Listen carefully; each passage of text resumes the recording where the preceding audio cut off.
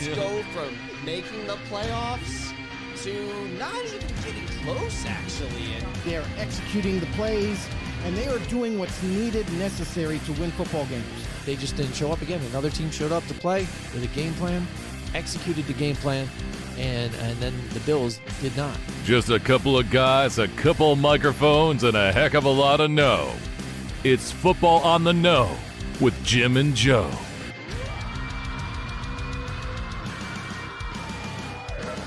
what is your guys' opinion on the catch? No, That was a complete catch. I don't think so. Absolutely. What they say, it's not the X's and the O's, it's the Jimmies and the Joes. All right, what's going on, everybody? Welcome to another episode of Football on the No. I am Jim McPhee. There's Cody in the corner over there, and of course, alongside of me is Mr. Joe DeCapita. What's going on, know-it-alls? Welcome back for another edition of Football on the No Show. The show where you, the fans, are the show. Yeah, you and are. Be in the know. I'm just going to leave right now. You guys just chill. On the know. Like, tune in. If you're new to the show, welcome aboard. Come aboard and help us grow this magnificent football community that we're growing. Head over to YouTube. Go over there. Hit that subscribe button for us. Hit the notification bell if you could please do so. As well, you can follow us anywhere you get your podcasts. iTunes, Spotify, you name it, we're there. Make sure you hit a follow there as well. Take us along on the go and be in the know. Yeah, become absolutely. a know-it-all. Yeah, absolutely, Joe. It's nice. We're actually able to wear shorts and short sleeve shirts down here tonight, so it's nice. The weather's starting to turn around. Yes, Spring has sprung. It's getting warm this week up here in upstate New York, so we're excited about it. And in a couple more weeks, and we're gonna be sitting there chilling, watching the draft. It's exciting. It's very exciting. I can't wait. So we can't wait. But I you know can't what? wait. Yeah, a lot of the surprises that's going to take place. Oh, a lot. And there's going to be a bunch. There's going to be. They're already talking about different trade scenarios and stuff that might happen. A lot of them sound ludicrous, right. but and that happens every year, right? There's always that speculation factor, like, oh, could this team trade up? Could this team trade down? Like, what are they going to have to give up to move up to said position? And we are blown away by how shocking some picks are that are going to be made. At this draft, just like any other draft, there's going to be surprises with that. There's going to be surprises with trades. We might even see a DeAndre Hopkins trade happening in this draft. It's funny that you brought that up because, again, I was talking to Cody about it, and that's why, again, I think we might see during this draft because it's been pretty low-key. DeAndre Hopkins has been talking about, I don't listen to all the noise and blah, blah, blah. I just keep my head down and do my thing. And, he's got a problem, too. I mean, and I always kind of liked DeAndre Hopkins, but, again, he often talks in the third person. You ever notice that? DeAndre Hopkins does what DeAndre Hopkins does, and what DeAndre Hopkins is doing is going to be best for DeAndre Hopkins. And it's like, I like it. What? You know what I mean? What are you doing? Keep you on your toes. Yeah. Wait, who are we talking about? What did he even say? He just said a bunch of words and didn't even say anything.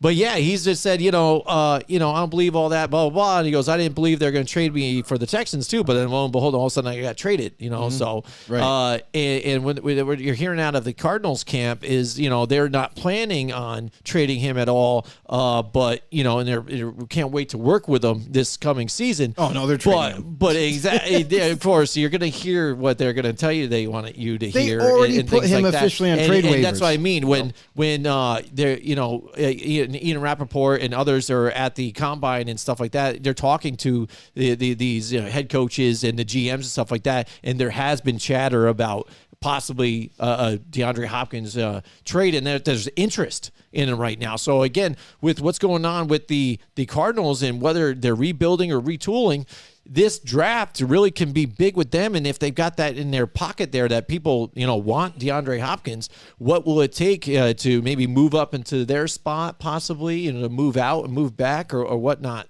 We shall see. And like we said, we always say it's going to be crazy and we're going to be surprised. And then we get to the draft and we're even more surprised always. And it's even crazier than we expected. Because it's beyond our expectations. You know what I mean? As fans, we watch the draft and we're like, all right, well, maybe my team will make a move. Maybe we'll go and get this guy. Maybe we'll trade up a few spots.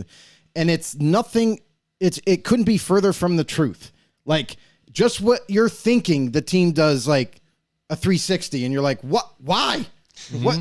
It could be a player that was picked in that spot. It could be them trading up a few spots to get a player that you didn't really like as a fan. And you're like, I don't understand the direction we're going. So it happens every single year to a lot of fans out there. Everybody, all 32 teams out there do some crazy things that we don't anticipate. But this is where it shows in the draft and all the information that gets put out there, whether it be big time media, whether it be YouTube, like draft gurus, and they do the rankings and everything. Nobody is correct. Not even the great Mel Kiper is correct on a lot of things. And it's because it's that unpredictable. Don't be rude. There's no way you can figure out trades, what teams are actually going to do it. Because it's all opinion-based, too, what you think of a guy, and there's no way you can realistically pick perfect the draft. It's just impossible.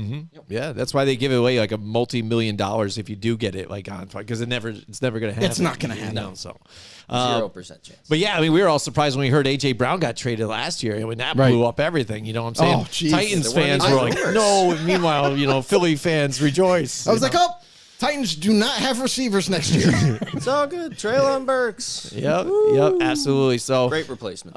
Yeah, it's going to be in a few weeks. We got the next defensive list coming up in a little bit. But again, some breaking news that happened just not too long ago, today, after it's been pretty quiet, not a whole lot of news going on. There's still a lot of free agents out there. But again, those guys I think are going to find their place after the draft and fill in some spots that maybe teams weren't able to get during the draft and things like that. And some good veterans out there, especially on the defensive side, which we'll be covering the defensive rankings here for the draft in just a bit. But now we're hearing about the compensation now that the Packers might be looking for, trying to get here from the Jets here to make this trade happen, because we've been hearing about this trade forever, and then some multiple people bringing out there, and they're like, it's pretty much a done deal. Aaron Rodgers says he plans on playing there. Aaron Rodgers is wearing like Jets cleats working out outside now. And Joe Douglas on Boomer Esiason's show just on Friday says, he's going to be here.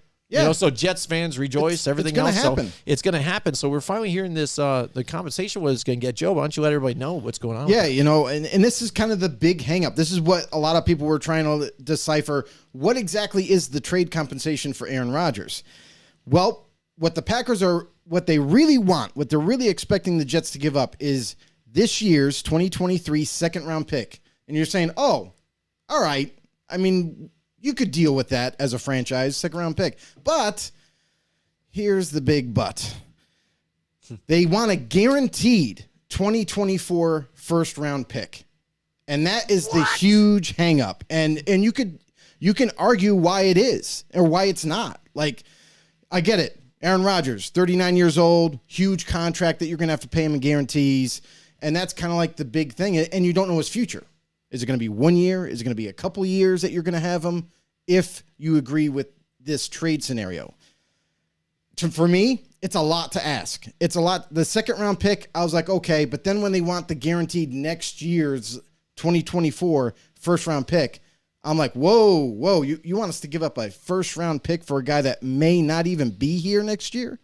That to me is a little absurd, a little extreme. So that's where the big hang up is right now between the Jets and the Packers. They're trying to figure it out. They're going to, because both teams don't have a choice but not to figure it out, So, but yeah, that's the big deal right now between the Packers and Jets. Well, I got nothing to say. You guys, made most of the points. Yeah, it seemed like you wanted to say something. I could see it in your eyes. Say something nice about Aaron Rodgers. No, what do you think about that, Joe? Do you agree with Joe now just about, the compensation? What do you feel is the real compensation for Aaron Rodgers at his age and what's going on? It's going to be tough. I don't think there's any way that we're going to see a first-round draft pick coming in that trade. No. This guy is for a season or two, and while they'll be like, oh, now we can make our playoff push, this is not like a guaranteed Super Bowl-ready, one quarterback away team. So, we get this guy for a season or two. We'll give you maybe 2 second-rounders. Even that's a little much, but first round? Yeah. Absolutely not. I would be dumbfounded. I know both teams are kind of sitting there, hand on the trigger. Right. Neither team will put the gun down, but I would be shocked if the Jets honestly, were the first one to flinch in this. Honestly, I think it's got to go second rounder this year and a future consideration for third.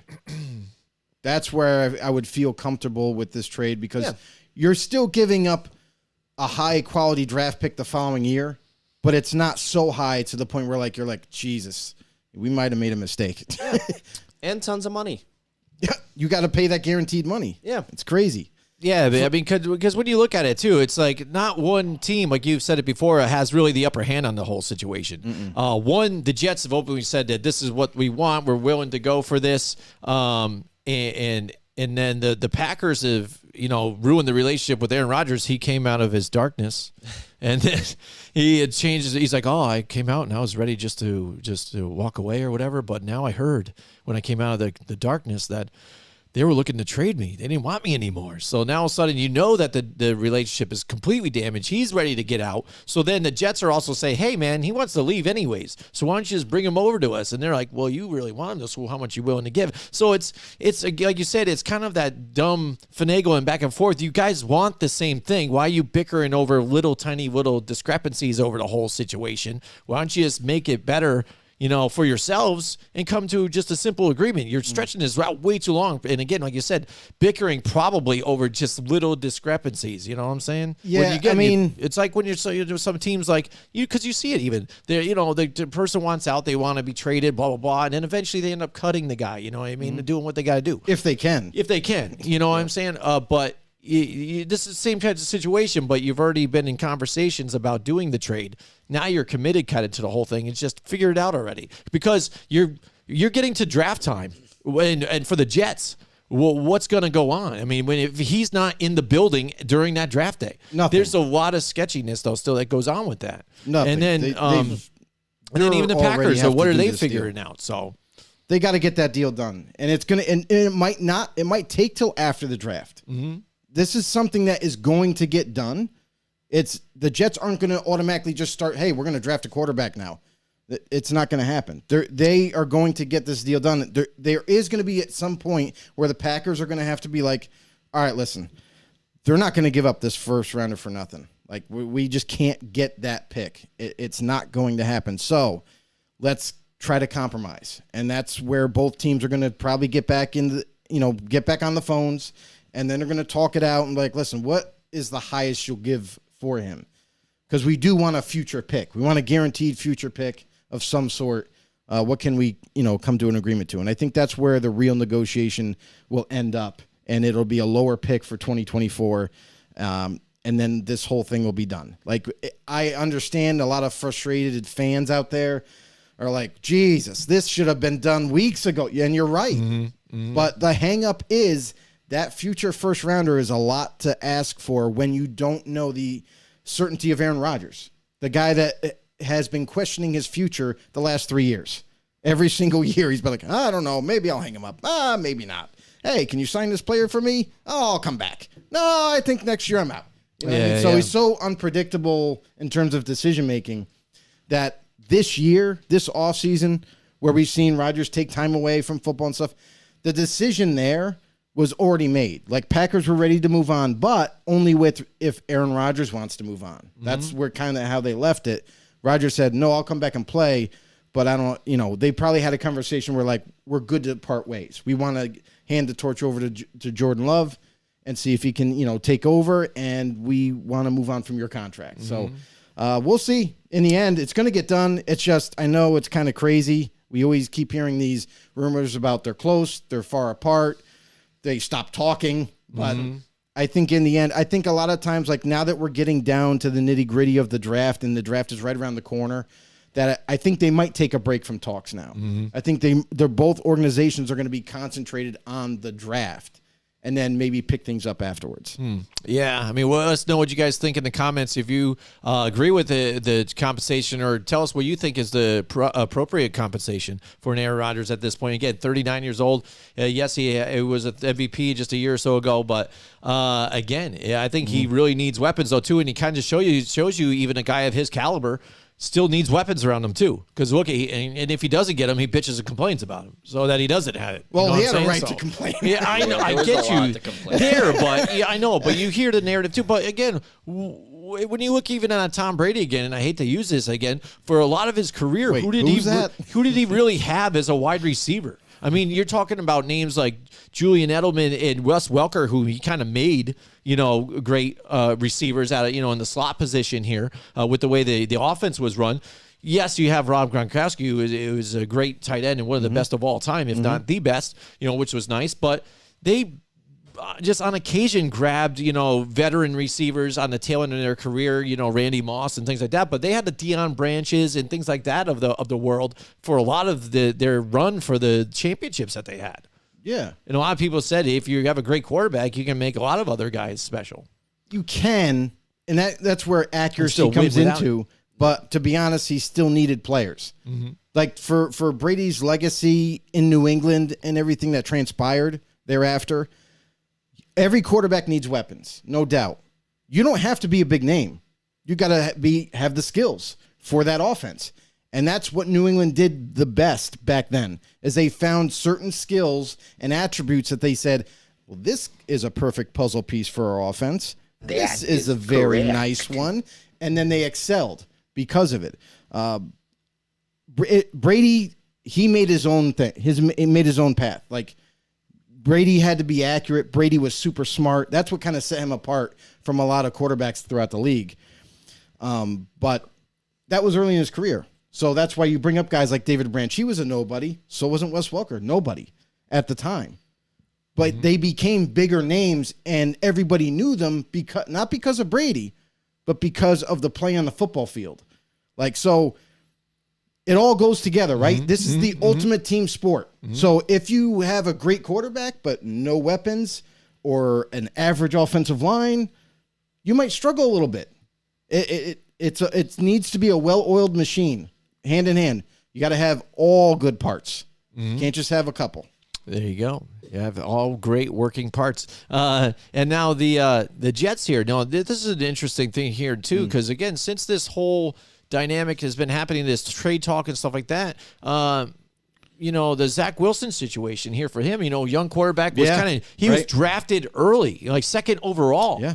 And to be kind of the guy, and now he's got overshadowed by just even a Mike White that they had, and he's not even with the team anymore, but he won the starting job over him. And then the fact that when Zach Wilson was playing and then they happened to lose a couple, he did not take responsibility for some of it and put it on the rest of the team, Put on the defense. And that just ruined the locker room so much so that when there's talks about Aaron Rodgers coming to the team, you have the players on their Twitters, on their TikToks, all over celebrating, like, can't wait till Aaron Rodgers comes. So what does this mean for Zach Wilson in his career now, which didn't even get a chance to start? So there's a lot of question marks to what even this kid, his potential might be. We heard there's a great ceiling with his arm strength of what he's had. He's been short though too. So, I mean, that's tough on his side, but athletic. We still haven't really got to see what potentially he could be, but now sitting behind Aaron Rodgers, you're not really going to, unless you look at some preseason tape and maybe what do they do with him? Again, just sit there behind him. He's probably going to complain at one point to get moved or whatnot, but what's going to happen with Zach Wilson's career with this whole thing? We're not getting the full spectrum on Zach Wilson. Like, early his career, came in, high draft pick. He was supposed to be the savior for the Jets, and injuries mounted up. So we've seen him in limited capacity in terms of a starting quarterback. We haven't seen the best of Zach Wilson, I don't think. We haven't seen, what he could actually become being that high value pick. I really do believe that he just needs more coaching. He needs a little bit more development, and I think he'll be there. But the fact of the matter is if you can't stay healthy on the football field, that's going to be a big issue. So hopefully if he can get healthy and it could be it might not be with the Jets. I mean, real simply, it could actually end up on another team playing to be the starter once again and earning that right to be the starter for Zach Wilson. We've seen really good Zach Wilson, the one that got drafted high. We've also seen the Zach Wilson nobody wants to even see anymore. So there's been two different, big ranges of his play. So for Zach Wilson, I think sitting behind Aaron Rodgers, now here's the thing. If that's the case, he could very easily say, I want to be traded. He can make a trade request if this happens and they bring Rodgers in. And now he feels a certain way, like, hey, you benched me before and now you're technically benching me again because you went out and got someone else. I want to be traded. Send me somewhere else. So that's another thing altogether in itself. And Zach Wilson, you look at his attitude, like the ego that he brings on the football field, and he wants to prove everybody wrong. That's not going to go away. So I could see him making a trade request. I don't think maybe the Jets probably won't honor it, but it's something that could happen with Rodgers coming in here. Or the Jets have a plan. They've probably had a conversation with him and said, hey, listen, we know how you feel. We know we've had, some little bit of, ruffles in the tides, so to speak. Ooh, I like that. But going forward, here's our goal. We want you to learn behind Aaron Rodgers for at least a year. Then maybe Just we'll follow see. him around because he's not going to teach him. Well, maybe we'll see what happens because he does need further development. Maybe this will be a good break for him to just sit in the back and just learn, and then following year maybe come out and earn that job again.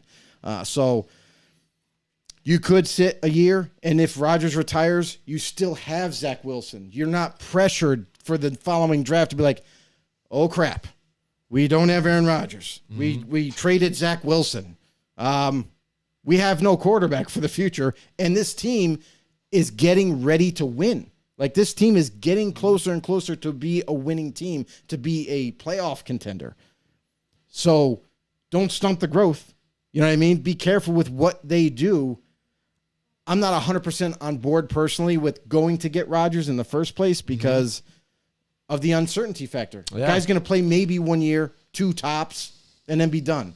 Is that well? That's enough what I mean. time? But that's when Zach Wilson's his contract's up. Right. So then what do you do? He probably, in his eyes, again, wants to book elsewhere. Because, again, if my team is giving up on me, now you want to try and talk about a contract and you want to pay me low probably because you obviously thought I wasn't good enough and you grabbed somebody else to start in front of me. Right. So I want to go play for somebody else and prove what I can do with somebody else. That's where Zach Wilson has to push the envelope here. He's going to have to say, hey, look, if they officially get this trade done, which we all expect to happen, I'm out. Like, trade me somewhere. Trade me to a quarterback needy team right now. Trade me to Washington. I can compete with Sam Howell. Trade me somewhere where I might have a chance. Trade me to Tampa Bay. You know what I mean? Yeah. Anything like that. So at least he has an opportunity to maybe play. And at the very least, maybe not this year, but the following year, he'll get a guaranteed shot at maybe going for that starting gig. Cody, what do you think? Yeah, that all makes sense. I haven't been too high on Zach Wilson, even since draft day. Anyone who's talked to me knows I'm like, he's got the gunslinger, but he has never really had that high football IQ, and he needs to grow in maturity just a lot. It was ugly, that scene last season, when it shows the quarterbacks like together on the sideline. You see Zach Wilson just sitting on the bench, hood up, doesn't want to talk to anyone. Just like, yo, leave me alone. I'm not starter today. That was after he threw 3 interceptions, though. Yeah. Regardless. Nobody. He's not going to talk to nobody after that. You still, that is correct. You got to be there for your team. It's not just you. I don't think, maybe his ego is a big red flag. We see a lot of players with high egos at the quarterback position. Aaron Rodgers himself. This league has is one of made the highest egos them. in the entire league, but he is extremely successful because he is insanely talented. He is very smart on the football field. And maybe just a little bit of that can rub off on Zach Wilson, and maybe that can kind of save his career from becoming this career backup that people might not even want because he's shown that immaturity on the sidelines. Yeah, I mean, it was funny because Zach Wilson, when he came out, too, he had openly said that he kind of tried to mirror his game after Aaron Rodgers. Aaron Rodgers is his hero, and it is his childhood, favorite, player that he wanted to be like. So, I mean, the fact that he's be able to now be on the same team with him, too, and try and learn from him, again, so which he's already been trying to do, copy what he does, I think it can come naturally to him. But again, a lot of uncertainty with him. We'll see what happens with that. And I think a good team, really, to try and get to, for me, would be probably Seattle. Because how long is the Geno Smith thing going to really work for him? He's getting older. And if you've got a young Zach Wilson that maybe could come in, they already have a jersey with Wilson on it, right? Probably, somewhere. Russell Wilson. And Take his number 2. But he's got the little bit of athleticism, and maybe he can do something there. And I think Pink Carroll is that type of dude, if he's still alive by then, to be able to mold this guy to get him into it. So I think that might be a situation for he's a vampire. For he ain't Zach dying. Wilson. And it's funny, he started up another cookie making business. You know that? And it's called Crumble. So it resembles his career really, too. It could be crumbling right there in front of him. I mean, the whole thing with Seattle, though, that's only if Geno fails this year. Mm-hmm. That's the only time I could see Seattle making a move for another quarterback. Mm-hmm. Unless, listen, it's not out of the realm of possibility for this draft. They're picking at 5 where they can take one of these quarterbacks that are there. And groom them for the future because, just like you said, like with Geno, it's a 3-year deal. They probably can get out of the deal in 2 years. Mm-hmm. And they draft a quarterback now. They don't listen. We've seen how good this team is now and how young it is. Yep. It's only going to get better. You know what I mean? So their defense is much tougher right now. On the football field, their offense is still getting better. Every single. Now that Geno has shown us his true colors as a quarterback, he was just playing with us in the past years. Yeah. But now going forward, listen, you're not going to be picking that high again. You're not going to be picking in the top 10 for a long time. At least that's what we project them to be, right? So for Seattle, you're at 5. Hey, if you like Will Levis, take him. If Anthony Richardson is there and you think you can develop him, take him. It's not out of the realm of possibility because it's a lottery pick. Honestly, they have the 5th pick overall because of a trade. So because the Broncos are stupid, but now they have they're getting smarter now because now John Elway doesn't. They work have for them that anymore. luxury pick now where the point is like you can just say, hey, we're never going to be picking up this high, so let's take a quarterback now. We'll groom him. Then when Geno moves on, we got our franchise quarterback, and we're still rolling. We've still got a real young team, and we keep going. So that's something else to think about. Yeah, absolutely. Again, a lot of different scenarios, a lot of different things. And again, we're with the draft coming April 27th. We're getting excited. We're just weeks away now. A lot of stuff to come and talk about, and and also that night. The night of, right before it happens, things show up too out of nowhere. Just boom. Now we're getting the real information and things like that. That's why mirrors. That's when we brought up Hopkins possibly being traded. It's because Cardinals want to go move on from his salary, and that's really the big reason. So for Hopkins to get moved, I don't think it's going to be crazy compensation. No, I don't think so either. This is going to be something where maybe it's a 3rd round pick. Maybe it's less than that. Maybe it's a 4th or 5th because they got to just unload this contract and get rid of him. The Texans didn't get a lot for him in the first place either, though. No, let's just say Bill O'Brien is a genius for getting a bag of peanuts for him. Yep. But and David Johnson, the running back, the injury-plagued running back he traded? I was like, wow. He had a whole good season. Nice whole good. Job, that's exactly it. But for Hopkins, it might not cost you hardly anything. Yeah. You are getting a 30-year-old wide receiver, so it's not like he's super young, but he's still kind of young. Mm-hmm. He doesn't really get injured a lot. So let's see what happens. It's going to be exciting. I think even some of that too. He says he's willing to play for whatever team he's on, stuff like that. But I think maybe it was just me. I don't know. What do you think, Cody, out there too? But when we were watching some of the games, and then also even after the fact, you saw a little thing with him and Kyler Murray. Like they weren't on the same page, and then he'd be like, getting on the sidelines, honestly, what I'm saying? Like what's number one? Could you be on the same page with a 5'10" quarterback when you're this tall? Yeah, I don't know. They can't be on the same page. But that's what I mean. I see it differently than you. If there's a problem with each other there too, then again, maybe he wants out then too. So who knows? But it might be the perfect situation for them. But all right, so again, like you said, there's a lot of storylines to come, but tonight we are finishing up our positional 2023 NFL Draft positional rankings. Defensive. That's right. Now, here we go, Joe. We're going to go to the top 10s. Usually it's your top 10, but we got Cody along with us here now, so we're going to have 2 lists all at once. That's right. It's the top 10 2023 NFL Draft defensive positions here. All right, let's get it swapped out. For some reason, my mouse is not working. Cody, is yours going? Yep. Yeah, wait, there we go. yours is We going got too. it. It's going Yeah, I now. think it Here was we just go. stuck off It screen. was just stuck for some reason. I don't know. Who knows? Sometimes it sticks.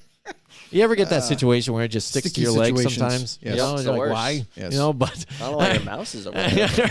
anyways, here we go. We're going to the list. We're going to start off with D tackles first here. So here we go. Cody and Joe's. I said it separately this time, so I did not mess Good it up. job. 2023 NFL Draft, top 10 D tackles. Let's look at it. Joe, take it away. Number one, we got Jalen Carter from Georgia. And this, as you can see, Cody fully agrees that he should be number one at that spot. What I liked about Jalen Carter real quick is the guy's just a dominant inside D lineman. Like, there's a big gap in terms of D tackles when you talk about Carter and the rest of the field.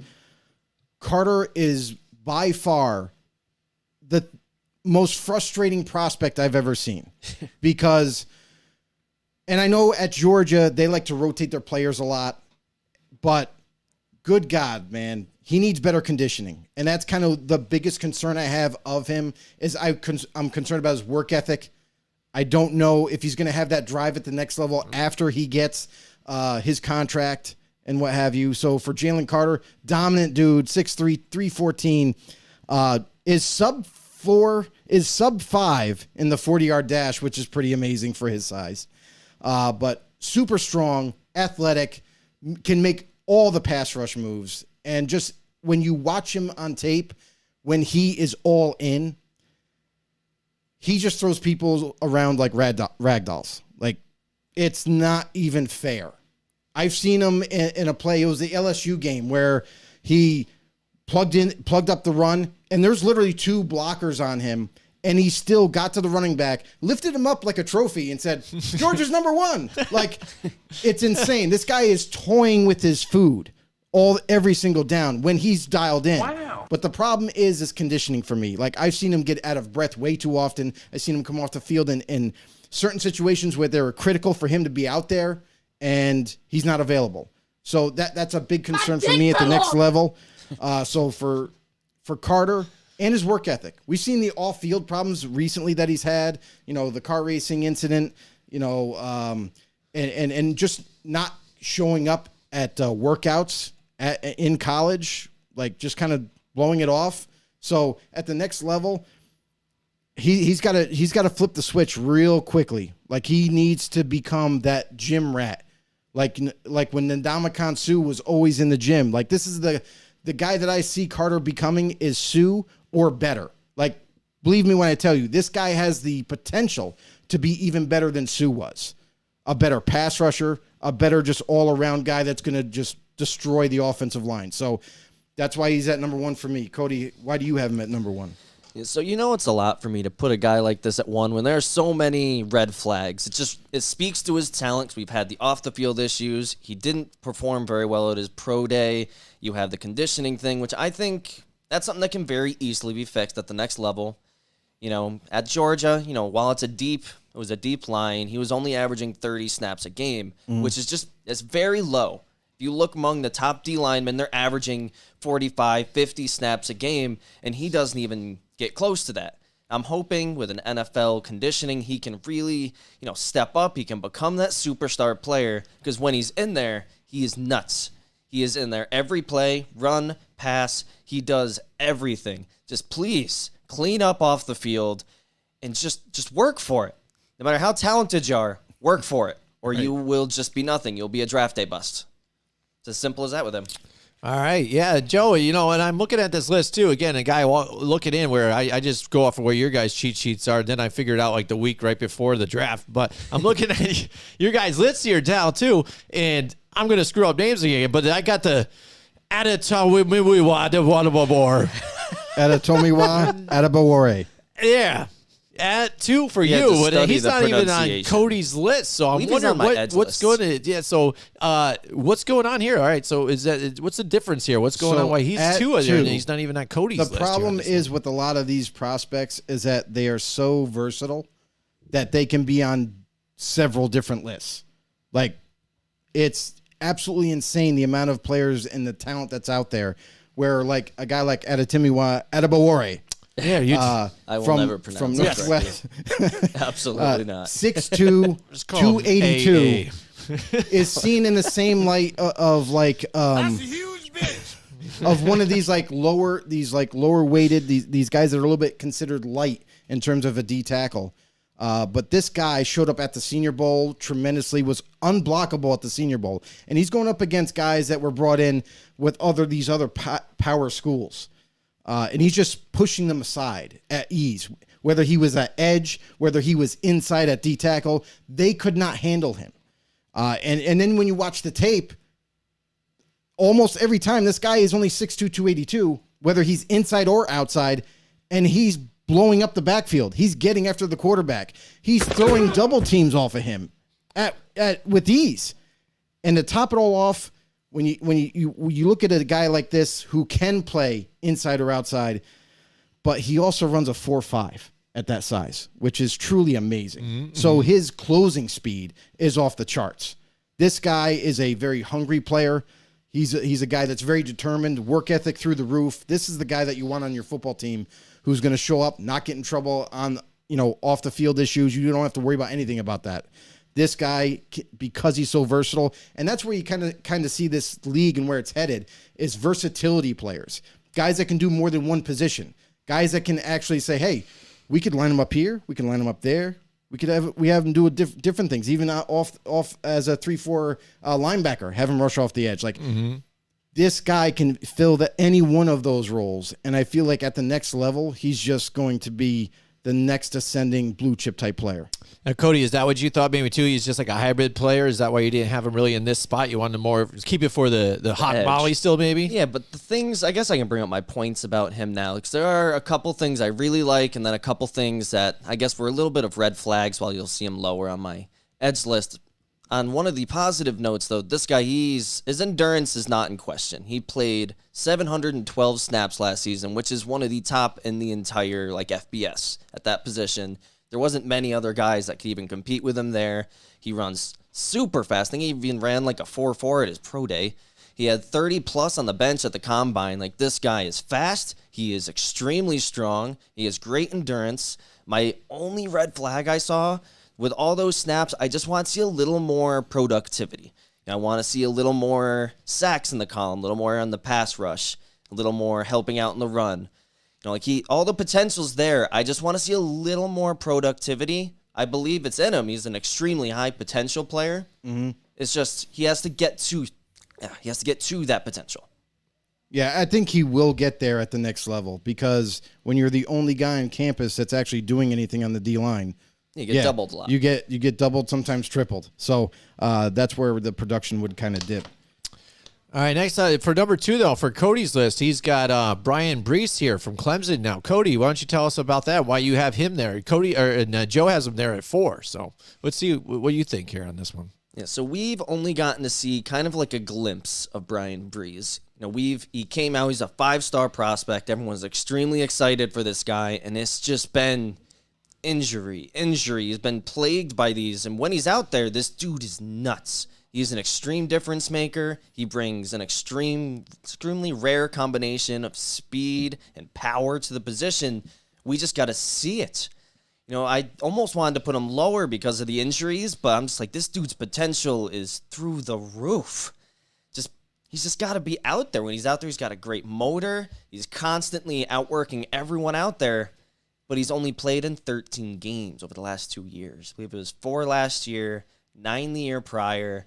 So he's got to stay healthy at the next level, and hopes that his injuries are more behind him at this point. Right.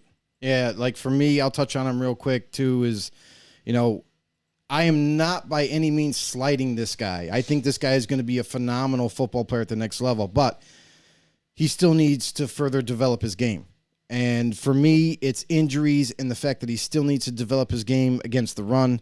He's a tremendous pass rusher as a D tackle, or he's another guy that can also play on the edge. Not a lot of people will view him that way, but Clemson used him inside and outside, and he actually was a better pass rusher, believe it or not, as a defensive end than he was a D tackle, which was pretty insane. So this guy has all the attributes that you look for in a D tackle, a guy that can rush the passer, a guy that can play the run, but he does struggle in that aspect.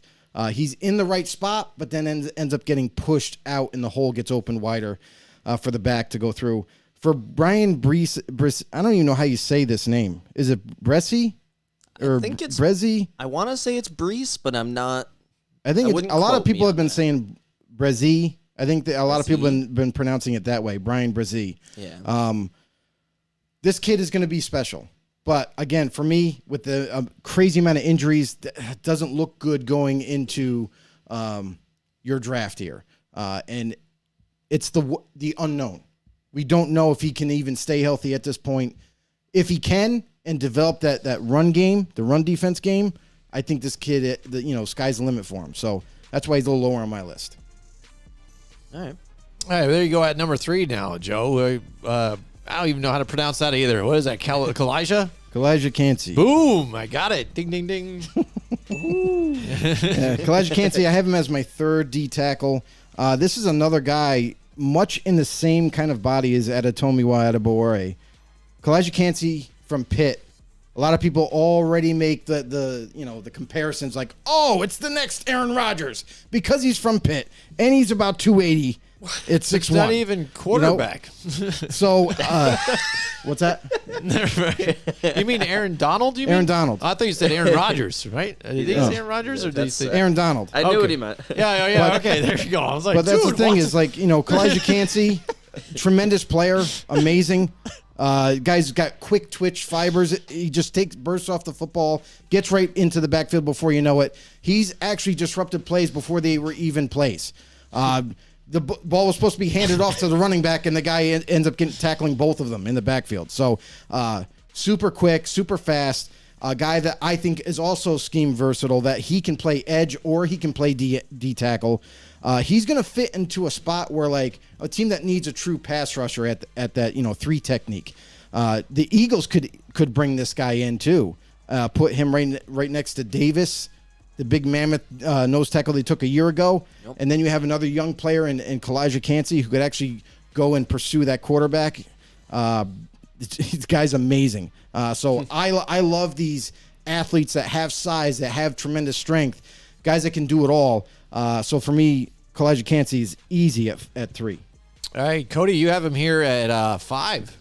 Yeah, I guess it's not a big issue because at 6 foot, it's not like you're super small for the position, but 6 foot, 280 is just, I guess, a little bit undersized if you're going to be playing a traditional D tackle spot, which hopefully this guy doesn't. But if he's going to move in, I want to see him maybe bulk up, get a little bigger, just so you can, you're not getting thrown around by those bigger guards and the centers and such. You're not just a specialist. You're a guy who can do a bit of everything. He's got the potential for it, but either he's going to move outside and maybe slim down just a little bit, or he's just got to get a little bigger. It's the only thing that made him slide a little bit was just being sub 300 and a lot shorter than the other prospects. I know that's not everything, but when you love a lot of prospects, you got to find things to nitpick to kind of put them up or put them down. So for his height, he's already under the lineman. That's an advantage. Like that, I've seen it at football games. I've done it during football. If you're shorter than the guy, you're already underneath him and you control him. So that to me is an advantage, if anything. And with his twitchiness and his the strength that he does convert speed to power, it's off the charts. So I don't think he's going to be anything like Aaron Donald, because as much as people are trying to hype that up because of the closeness in comparison.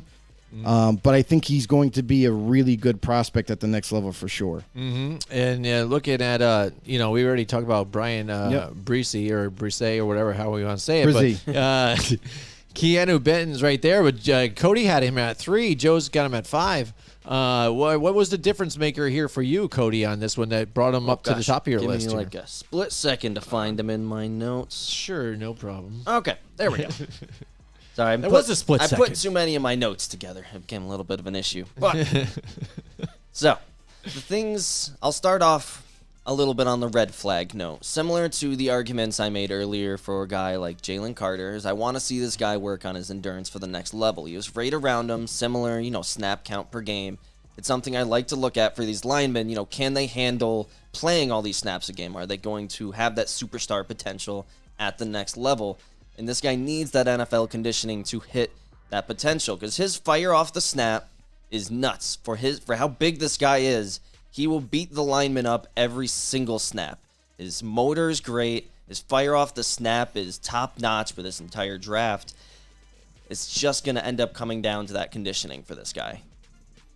All right, Joe, you want to touch him on now? He's sitting there at your number 5. Keanu Benton from Wisconsin. This is a guy that's kind of being overlooked right now.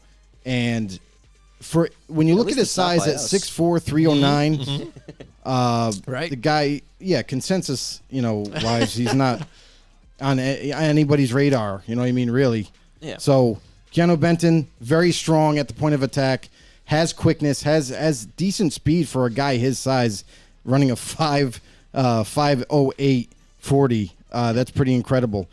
Not to mention, he's not given enough credit, I would say, for his pass rushing. This guy can get after the quarterback if need be, but phenomenal D tackle against the run. A guy that can definitely handle the trenches for you inside. But for me, Keanu Benton is one of these guys that someone is going to get themselves a starting caliber D tackle at the next level, and might not even have to spend a high draft pick on him at all. Like it could very easily be a day 3 pick. It depends how some teams view him as. But also could be maybe a late day 2 pick. So we'll see how the draft unfolds. But this guy, look out for this guy's name. Yeah, well, I think one of the reasons he might have slipped down a little bit, I just kind of noticed it again in my notes, was he had a fairly poor outing at the combine in terms of like the bench, in terms of his speed, in terms like averaging to this class. It's just kind of what maybe dropped him down on people's boards a little more. Really? I didn't see that. Yeah, it's one of the things I made sure to mark. I didn't mark like specifics. It was just like he had a very much in the middle when it came down to like broad jump, everything that they measure at the combine. He kind of just chilled out in the middle of everything. It's what kept him in like the 3rd or 4th round as opposed to like a 2nd round talent, I guess. When you're 6'4", 300 pounds, you're not going to be one of those freak athletes that can jump 12 foot on the broad. I know, hit the top bar. Right? You know how probably scouts are, though. They like to nitpick at the combine. Some people take it too much into I consideration. thought he did really good at the combine. That's where I noticed him. Yeah. I mean, I don't know what other people are looking at, but there you go. Like you said, definitely that's why that sets our show apart a lot of times. You know what I'm saying? And that's why we end up getting a lot of these guys that, were secret picks, for some of these teams. Yeah, again, we're looking at your guys' list, and I mean, you're close, and like you said, you're splitting hairs with some of these. So it's like last week he was kind of like this too. You're like, if you weren't 3, this guy was 5 here, and this guy's over here, and this guy's over here. Not a big drastic thing, besides the guy at number 2 again, which I'm not going to try and butcher his name again, but. Yeah. Again, that's because he's a hybrid player. Now here, Joe. Now you guys have you have Mazzy Smith. Is that how it's pronounced here for Michigan? And Cody's got him here at 4. So 6 again. You're probably splitting hairs again. But Cody, why don't you tell us here why you have him up so high there at 4, and then we'll hit the Joe on this one. All right. So I like this guy a lot, and I think he probably even would have been a 1st round talent if it wasn't for a little bit of a red flag. I believe he got pulled over with an illegal firearm in his backseat or something like that. So that's probably enough for some teams to be like, maybe we'll get this guy on day 2. But this guy, I mean, he's had 2 very good seasons. So you're not like, maybe he's just, one good season and then we don't really get to see if he can keep it up. It's 2 great seasons. This guy is he's great on the run, amazing tackler. This isn't someone who's just going to come up and miss or someone who's going to get outrun to the edge. This guy's an extremely versatile player. He had a good combine. He has great intangibles. I'm very excited to see him at the next level. And Jimmy, I know you're a Michigan fan, so it's always nice for you to see me and Joe ranking someone from that school. Yeah, nice, isn't it? Yeah, well, it was nice when you see big guys like that, like an Aiden Hutchinson too as well. And it's funny you see that, certain dudes, the way they are, and they just look like they're Michigan altogether too. And that's where we really stand out, you know what I mean? And again, like, I can always now hang my hat on, Tom Brady, greatest quarterback of all time, Michigan player. Disagree. So. That's the only time I'll use it, you know what I mean? Because if somebody's, I have to defend Michigan, I'm like, oh, Tom Brady, here, drop the mic. You know what I mean? So, but anyways, for Mazzy Smith, 6'3", almost 340 as a D tackle. Big dude. Sub 540 at 485. Pretty impressive for a guy his size, being able to move around like he does. At the next level, he's got some things to work on, just like a lot of these guys didn't need to. At the point of attack, sometimes depending on who he was facing with offensive line wise, if there was a higher talented lineman, he kind of struggled sometimes to play the run. Not real bendy for a D tackle, and usually that's a good trait for pass rushing. So for Mazi Smith, I think he needs to work on just some of his pass rush moves. I feel like he needs to work on keeping his eyes in the backfield against the run, because a lot of times there's other athletes at Michigan that where he made the play, he got the tackle for the stat, but it was a group effort. So for Mazi Smith, I do like him. I'm not in love with him, but he ended up making it at 6 for me. But this is a guy that at the next level, he's got to work on some things, and if he gets them right, he could be a nice starter for someone. All right, Joe, keep it with you here. Now going on to your 7th player, Keon White from Georgia Tech. Why don't you tell us about him, why he sits there at number 7 here when now, again, you and Cody are really close on the next couple of players here. What made it interesting for you to put him up there? So for Keon White, he's a little bit of an enigma for me. This guy at the combine flashed a fast time. And then, when you watch his tape, it doesn't show up for me. I don't know where that speed burst is coming from. A guy that's 6'5", 285. Some people are putting him out on the edge. I think differently. I think this guy should stay inside, stay at D tackle, use that quickness that he has inside, and create some disruption in the backfield. I think that's his home at the next level. I don't know if he can be that as an edge player at the next level. So for me, I like his quickness. That's why I kind of want him with his size and quickness. I would like to have him inside at D tackle at the next level. But someone is going to find a niche for him. Someone's going to decide, like, hey, you're going to have to shed 15 pounds, and then we'll put you out on the edge. Or we're gonna bulk you up a little bit more, maybe get you to 290 and 295, and have you play D tackle. So. All right, here now let's get to the list here and look at Cody's now. Is this the first transgendered French guy here playing now? Jacqueline Waugh? All right. So you got Jacqueline Waugh there here at 6. I'm pretty sure that's how you would probably pronounce it. There at LSU, and that kind of fits, the way LSU, down there, and somebody with the last name Waugh too. It just makes sense here. But Cody, it could just be Roy. It could be Roy though. Imagine if it is. I don't even know if he's French. It might not. It might not be French Canadian possibly. If he's not French, you never know. If it's not, then maybe he's just from pirate descendancy. Maybe pirate descendancy. Anyways, Cody. So what do you got with this one? All right. So when I look at Roy, nothing jumps off the table in terms of his physical attributes. He's not the fastest, the biggest. This is a guy who's gonna need to bulk up at the next level, but he only got his 1 season as a starter, and he was extremely productive in that 1 season. A thing you don't look at a lot is pressures from the interior D lineman, and this guy had 26 just last year, and that's still competing with a lot of very good edge rushers and stuff from LSU that we will get to later on. But this guy, he's got a lot of potential. He just needs that NFL, conditioning to bulk him up. It's about the only red flag I have for this guy is he's just very small for the position. I think he's only 260 or something like that, which for the position is just way too undersized, and he's not fast enough to move outside. So this is that guy, if he doesn't get bigger, he's just going to be a forgotten prospect.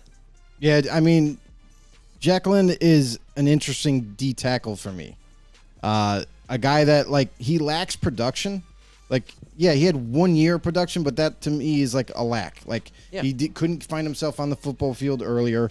Now he gets his time to shine, and he did a good job.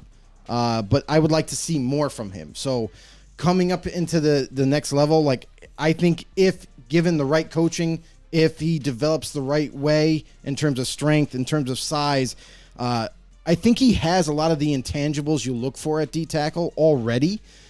with pass rush moves, with keeping, very disciplined against the run.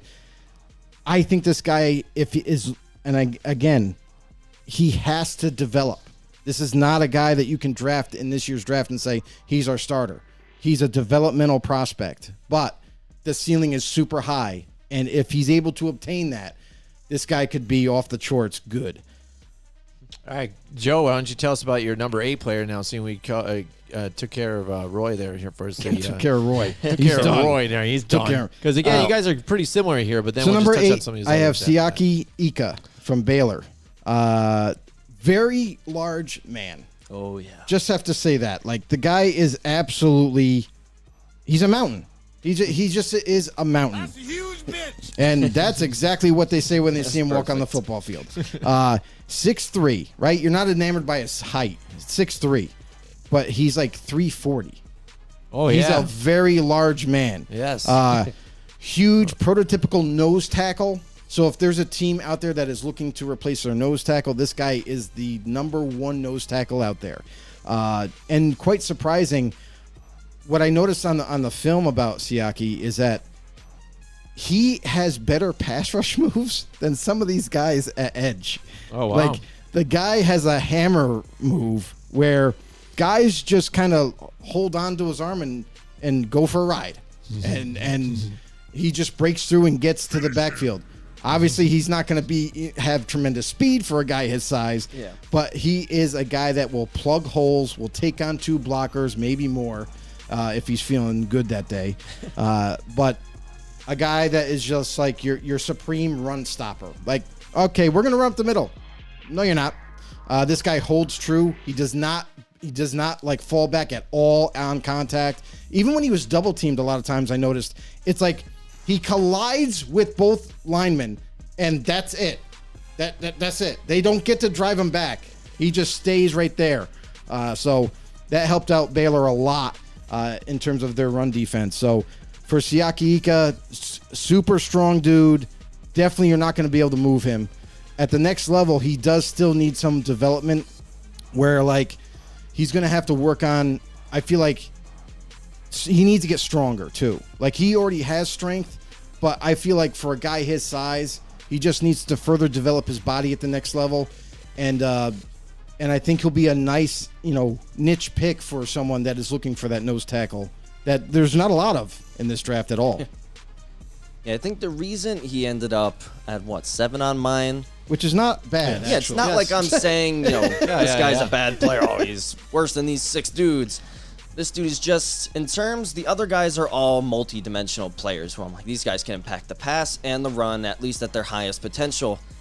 Ika is just, his highest potential is the most, like, an insanely dominant run stopper. I don't know if he'll ever develop into that kind of next level pass rusher, but man, this dude is just so... Well, you don't expect that. I know. He's so just forceful. There were some of the highlights I watched where this guy gets off the snap, gets under the guard, and it's like he just throws him at the quarterback. Like, there were some crazy ones of him just charging with a lineman, just backpedaling, like, you can't block him man-to-man. Slams him into the quarterback. You can't block him man-to-man. Dude is super strong. He is impossible to move. I guess he's only here because it's like high floor, low ceiling kind of player. He can't get as good as the other 6 guys, but he's guaranteed to be at a certain level that they are not. I mean, to be fair though, he's in a position of his own, like nose tackle. Like there's normally not hardly any nose tackles that come out and can be even considered to be rated, close to the top 10. This guy, it's him and nobody else. So that's what I mean. He's got to fit that defensive scheme probably where. And it's out there, that 3-4 defense, the 3-4 defensive scheme. They use a nose tackle. So he's going to fit somebody that may need his services. And if he happens to fall like deep into day 3, he's going to be a steal for someone. Yeah, absolutely. Some of those probably big defensive teams too that are out there that do that. So I mean, that could be scary for them. All right, Joe or Cody, let's go take a look at yours there too, because your 8 and 9 players are different from anything that Joe's had here too. So let's talk about them for a bit here. All right, so we'll move on. Was it Jared Clark? Yeah, Gerard Clark. That's next. This dude is another one of those guys who's just huge. He is 6'4", 330, and he has the ability to impact everything in the game, whether it's the pass or the run. But right now, he's a little more like a heavy run stopper. He showed potential in terms of getting some pressures, not many sacks in terms, so that's why I keep him under a guy like Ika. But this guy's potential might even be a little higher. We haven't really gotten to see it at a school like Coastal Carolina. He's played against a lot of lower competition, so you don't know if he's going to be able to compete at that next level. But with this guy, he's got the size, he's got the speed, like it's there. It's probably going to have to be developed because he's been at this low-tier school, but the potential is very much there with this guy, and this is someone who you can get in like the 5th round. So you're not investing much, but you have a potential high payoff with this kind of guy. Now, Joe, did you look into Gerard Clark at all? No, didn't need to. Oh, okay. Didn't need to at all. He didn't make my list. He didn't make my honorable mentions. Oh, boom. There you go. So He's not even on my radar. That's so there you okay. Go. So what do you got? Number 9 here, Cody. Oh, this is a guy I know I was probably the only one that looked at. He's pretty deep in the draft. Broderick Martin, I think he is one of the biggest guys in this whole draft. He is like 6'5". Most of the season he played around 350. This dude is huge, but he's so fast off the snap. That's like when I was watching his tape, I'm just like, this dude for his size is really just getting up so fast, and he's just tossing the lineman back. And it's something, there's not a lot there in terms of his moves, in terms of his overall like productivity, but the potential for this guy is very high. It's just that kind of guy who's going to need to like sit for a season or two. In the meantime, he can come in on rundowns because of his size alone. But maybe he can develop into something that really no one saw coming. This is a 6th round pick. You're not investing really anything. So to get a guy like that could maybe turn into a starter down the line is always very cool to see as someone who really like looks at each round of the draft every year. Yeah, and you might be lucky enough to where he's an undrafted free agent for someone to just pick him up. Yeah. Because of his, because of his size, because of the what if factor. If he develops the right way, can he do these other things that is needed to be done at the next level? The one thing that I'm concerned about at the next level for him is that he might struggle with these top-notch linemen at the next level. And because he doesn't have great pass rush moves, because he struggles sometimes to get off blocks, he's a mountain of a man, but he doesn't play like it. He plays like he's a smaller figure of himself. So for me at the next level, he's definitely going to be a developmental type of guy that you're going to try to work with for the next 2 to 3 years, and hopefully you can get something out of him in the end. All right, and finally rounding out the list for D tackles here for you guys, Zach Pickens. Same 10. Yeah, there you go. Wow, something's Yeah. the same for once here. Yeah, Zach Pickens from South Carolina. This is a dude that he's been a late riser in terms of the draft. A guy that is 6'4", 290. A guy that I've seen decent mover, has surprising quickness for his size. He has the ability, and his weight has fluctuated from like 300 to 290. But I think at the next level, he'll definitely sit at 300. But he looks the part, has natural abilities at that position. And I think he's very good at stopping the run. He's pretty decent, not the best at it, but he's pretty decent at pass rush. He still needs to work more into his game. But another nice prospect that, I have him at 10. And I think if he does the right things at the next level, he could find himself into a starting lineup.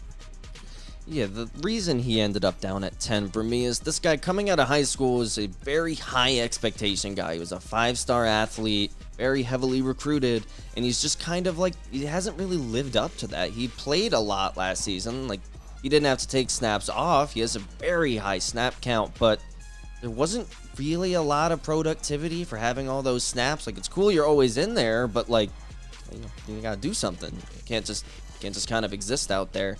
Like, he has all the tools to be a top tier player, but I haven't really seen anything other than like, oh, maybe he could do this, maybe he could do that. That's why I was happy to have him on the list, but he barely even made the list on mine at least. There you go. You just rounded out the list on that one. It seemed like the same kind of with Joe too as well.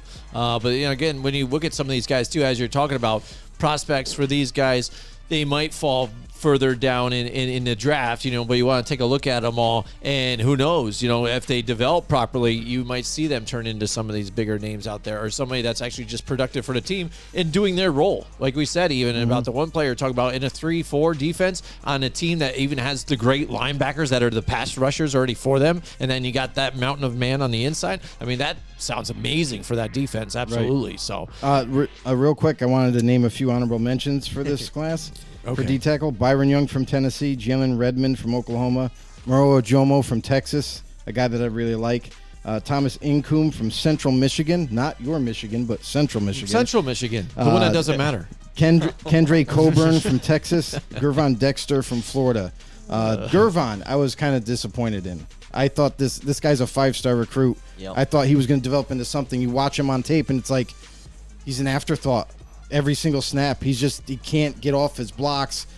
Guy's tremendously big. He's 6'6", 300-plus pounds, and he's athletic.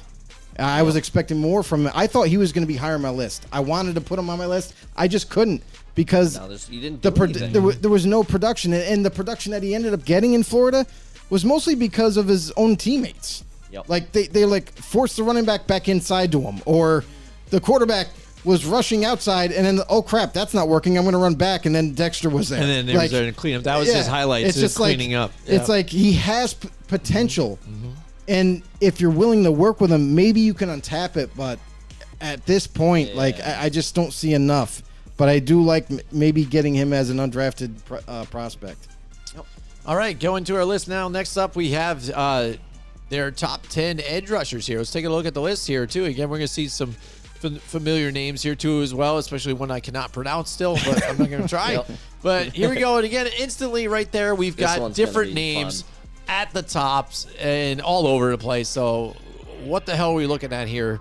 Let's go into it. Let's do with Tyree Wilson, I guess, because again, that's different, and maybe we just won't talk to Cody until we get to Joe's number 4, maybe. Not sure. But no, there's just gonna be difference though, because even again, when you got Lucas Van Ness here down at 9, Cody, and you've got Joe has him at 3. I mean, there's a difference there. So I'm seeing what you guys have different with that situation here. But again, Tyree Wilson here, you've got him further down in your list here at 6. Joe, why do you got him at number 1 here, buddy? Got him at number 1 because he's going to be that damn good at the next level. Like, this guy, you cannot teach his length and his arms. He's got the longest arms in the draft. I mean, guy's already got the size, 6'6", 275. He's got size. He's got length. He's got some speed for his size. He's not quick twitch off the ball, but neither are most of these edge rushers. So for Tyree Wilson, I'm projecting, because this guy, he does need to work on a little bit of his pass rush moves, what have you, maybe timing of the ball at the snap. But overall, this prospect is ready to go. This guy's going to make a big difference at the next level, whoever drafts him. And you're starting to hear now out of the draft is that Tyree Wilson is starting to get pushed up the board a little farther, and now is rivaling guys like Will Anderson.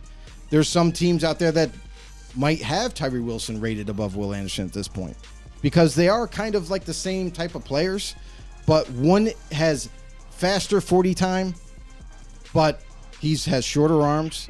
At the next level, he may struggle, despite what a lot of people think about Will Anderson. But Tyree Wilson, to me, he's already ready to go. I think at the next level, this guy's he's gonna get even better with the right coaching and what have you. So for me, there's no question when you watch his tape, and I know a lot of people get kind of caught on with like the smaller, faster type of edge rushers. But for me, Tyree Wilson is a guy that can fit multiple facets of any defense. A guy that is super versatile. He could be that 3-4 edge linebacker, rush off the edge. He could be that 4-3 base D end. He can be a hybrid defensive edge rusher. So for me, Tyree Wilson is easily the number 1, and it's not even close. So the reason I had Tyree lower, I guess where it starts is I don't think he has the speed to be a successful edge rusher at the next level. Like, we've seen it. It's not impossible, but 4.82 at the edge would be very rare to see. And when I'm watching the tape, a couple things that stand out is I don't think this guy fires off the snap as fast as a lot of these other guys in this class. he relies very much on I'm gonna go right through you rather than I'm gonna do a swim move. I'm gonna hammer. I'm stronger than you, so I'm just gonna throw you at the quarterback. And it's just kind of the things I'm like, this dude, I think he can be good, especially if he moved into the interior. He's probably one of the best interior rushers in the class, but at what I've seen from him so far, I couldn't justify putting him in my top 5 even. I mean, the other thing too about Wilson is he's super bendy. He has way more bend than any of these other edge rushers, and for me, I think that he's only going to get better at the next level for sure. I have no question he will be a really good D end at the next level. All right, Joe, you've got Nolan Smith here from Georgia here at number 2. Cody's got him down a little bit here. Only at number 4, though. So, again, we're maybe splitting hairs in here. But what do you got? Nolan Smith, tremendous athlete. I mean, that's one thing that everybody knows about him now. 6'2", 238, a shade under 240. But this is a guy that can play anywhere. We've seen him do a lot of different things at Georgia. He was the defensive end, but he's super twitchy, super quick off the ball, has tremendous speed, and you have to expect that for a guy his size. Very strong, can hold his own against any of the offensive tackles in college football, which is amazing. And then other than that, this is a guy that we don't know what position he's going to have at the next level. He can be that end if he adds a few more pounds, maybe 10 to 15 more pounds. He could be that pass rushing edge guy that you want him to be. Or he could play 4-3 off the ball at outside linebacker because he's done coverage at Georgia. They asked him at times to play zone defense. They've asked him at times to cover tight ends and did it amazingly, seamlessly. So for Nolan Smith, he has so much untapped potential. It's where you want to place this guy. That's why he's so high on my list, is because not maybe necessarily I view him as a D end right now at this point, but going forward at the next level, you know he's going to bulk up before week 1. You know he's going to, if he's going to play edge, or even if he was to go outside linebacker, could also play in the 3-4. So tremendous upside with him, and he's a student of the game. Like, he's all about football. He doesn't care about anything else. Great character, great kid. To me, the ceiling is not even high enough. Yet Nolan Smith, this guy is just, to put it simply, he's a freak at this position. He ran a 4.39. That is faster than almost every receiver in this class, coming off the edge. And this guy, the thing I noticed in his tape is linemen just struggle to even get a hand on him. He's so, does a little juke, a little shimmy. This dude is hard to even touch, and if you guess wrong, if you guess inside, he goes outside, and vice versa, it's over. This guy's so fast, he's explosive, he has coverage abilities. No matter what position he goes to, this guy is probably going to be incredible at the next level, and just terrifying to see him coming off the edge for some of these quarterbacks. He'll just be snap of the fingers, and he's just in. Yeah, Nolan Smith is a special prospect for any team. All right, Joe, here, let's take a look at your number 3 while we're here again, too. And Lucas Van Ness here, we got him down here at number 9 here with Cody here. So let's talk about what you think and why you have him up here all the way here at 3. And then we'll go to Cody and say, what's the difference here, why you maybe took a step back on him and dropped him back to number 9. So Lucas Van Ness from Iowa, 6'5", 270. He's enormous. Let's just say what it is. He's enormous. He's super strong, superhuman strength is what you see on tape. This is a guy that does not have a lot of pass rush moves, hardly at all. All he does is bull rush you at college. And when you look at his production, it's limited because as a junior, the seniors had to start. At Iowa, this is how they do it. They always have the seniors start no matter what. So Lucas Van Ness was in rotation, yes. Lucas Van Ness didn't get on the field enough, yes. But when you look at the production for the amount of times he was on the field, it's insane. I mean, sacks, tackles. This guy's just utter disruptor of a D lineman. So, and he's versatile because he has tremendous strength. And when you look at, a lot of people might point at, he only benched 17 reps at the combine. So Do you know how long his limbs are? You know how much that weight has to travel up and back down? That's insane. So he has tremendous strength. I have no question about him playing at the next level. Like, he's obviously has to get worked on his pass rush moves. But other than that, this guy is a phenomenal athlete and a phenomenal prospect at the next level. Lucas Van Ness, to me, I have him as a number 3 overall, but he's also versatile, can play inside or outside. So whoever does draft him, notice they're definitely getting a starter on day 1. All right, so why I had him a bit lower, you already kind of touched on it with his kind of lack of pass rush moves, is this class of edge rushers is one of the best I've seen in years. And a lot of other classes, I probably have Van Ness easily in my top 5, but there are so many complete players coming out in this draft that are very dominant right now. I don't have any questions about their ability to pass rush. I don't have any questions about if they can play inside or out. I question a little bit if Van Ness can play edge at the next level. I think interior, same kind of thing I have with Tyree Wilson. I think he'd be great on the interior. I don't, looking at his tape, I didn't really see anything like come off the screen to me. As all the guys above him, they all just kind of like jumped out to me. And that's the thing, is you're looking for that freak factor. Well, these guys are prototypical DNs. You're not going to see the quick twitch.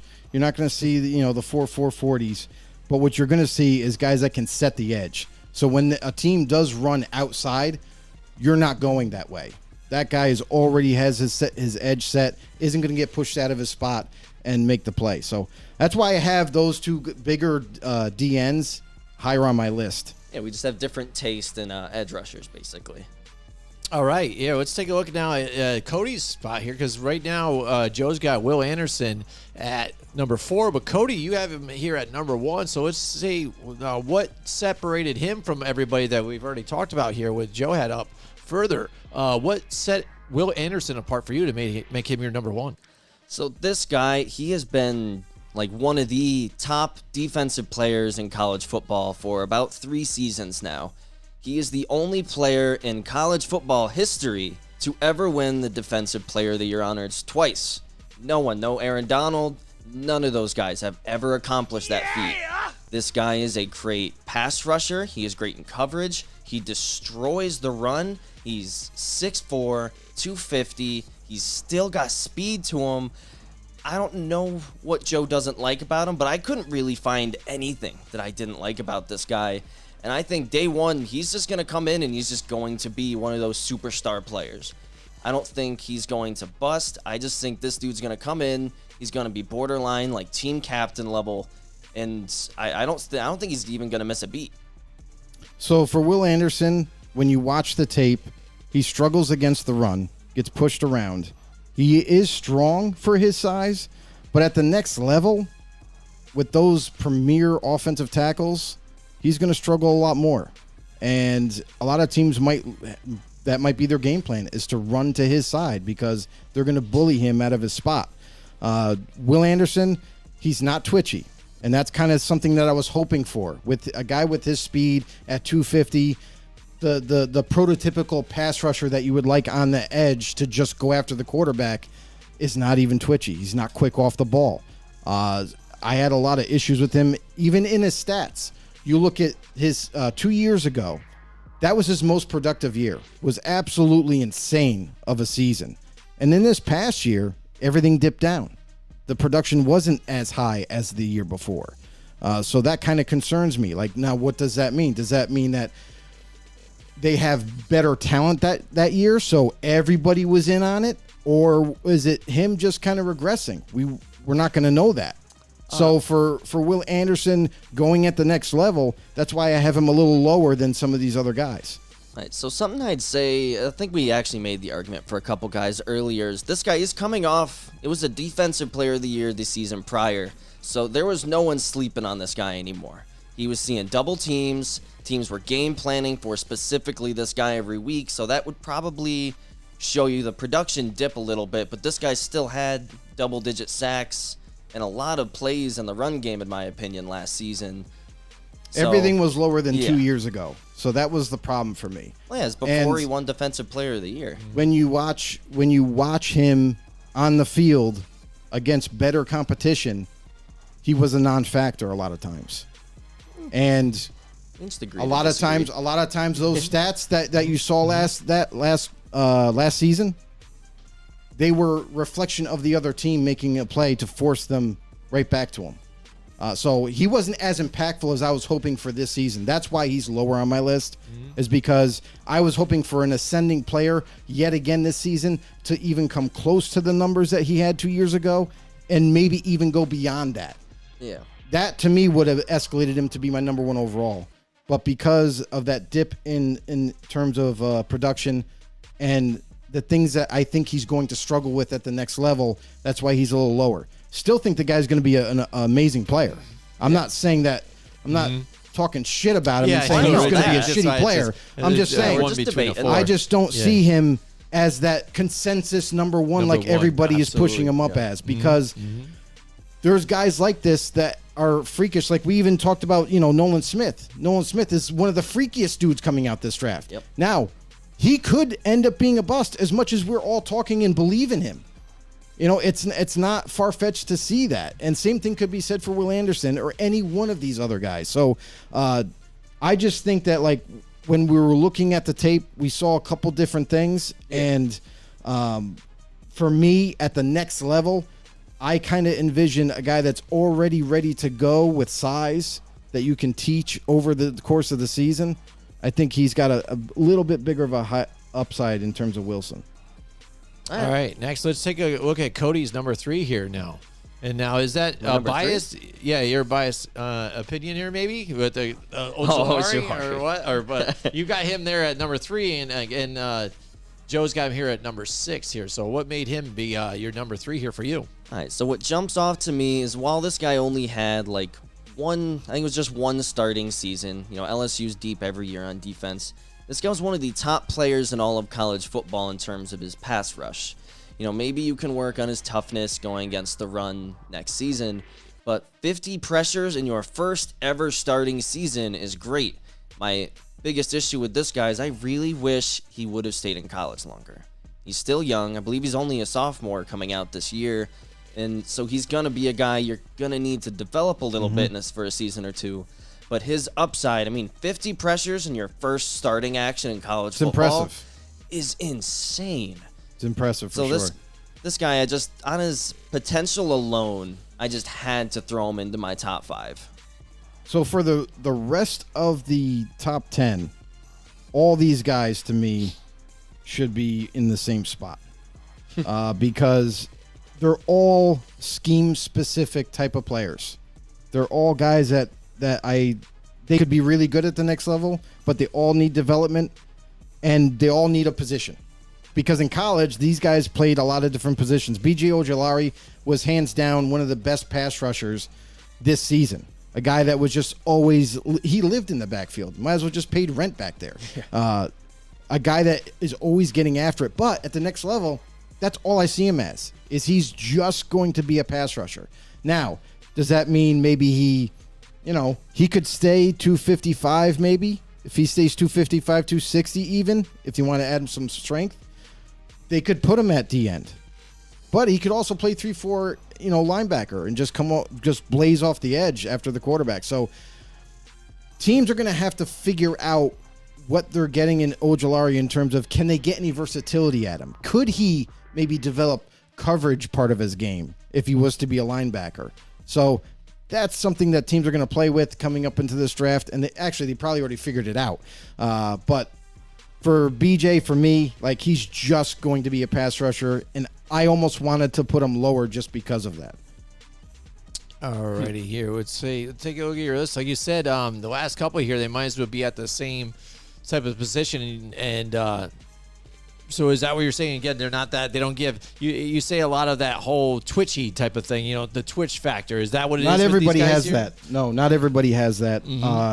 That's something that is a rarity when you see in terms of edge rushers. Like Von Miller's twitchy. You just see it on the film back at Texas A&M. The guy the ball was snapped, he's already past the tackle. Like, he just explodes off the snap. And that's what twitchy is being about. Like, Wilson doesn't have it. Nolan Smith does have it. Van Ness doesn't have it. He is quick, but he doesn't have that twitch explosion because obviously the guy of his size. Guys like Adetomiwa Adebawore has it. Will Anderson doesn't have it. You know, and then when we look at BJ is quick, but I don't think he's twitchy. I don't think he's like Von Miller. Otherwise, he'd be probably number one. Would you say any of these players have spidaz? They all have spidaz, all of them, because All spadazical. when you do a top Excellent. 10 and you're in the draft is super deep for any position, like it's insane. So Excellent. what do we have at 7? Well, I was gonna say, yeah, it's 7 here. You got Tuli Tuipulotu. Boom. It's Tuli like I'm learning Tuipulotu a from new USC. language in front of your eyes. This guy has decent size. He's 266, but they used him uniquely in college. At USC, they had him playing sometimes at middle linebacker. Sometimes they had him at playing outside linebacker. Sometimes they had his hand in the dirt or standing up off the edge. I don't know what position he's going into next level. But super talented player.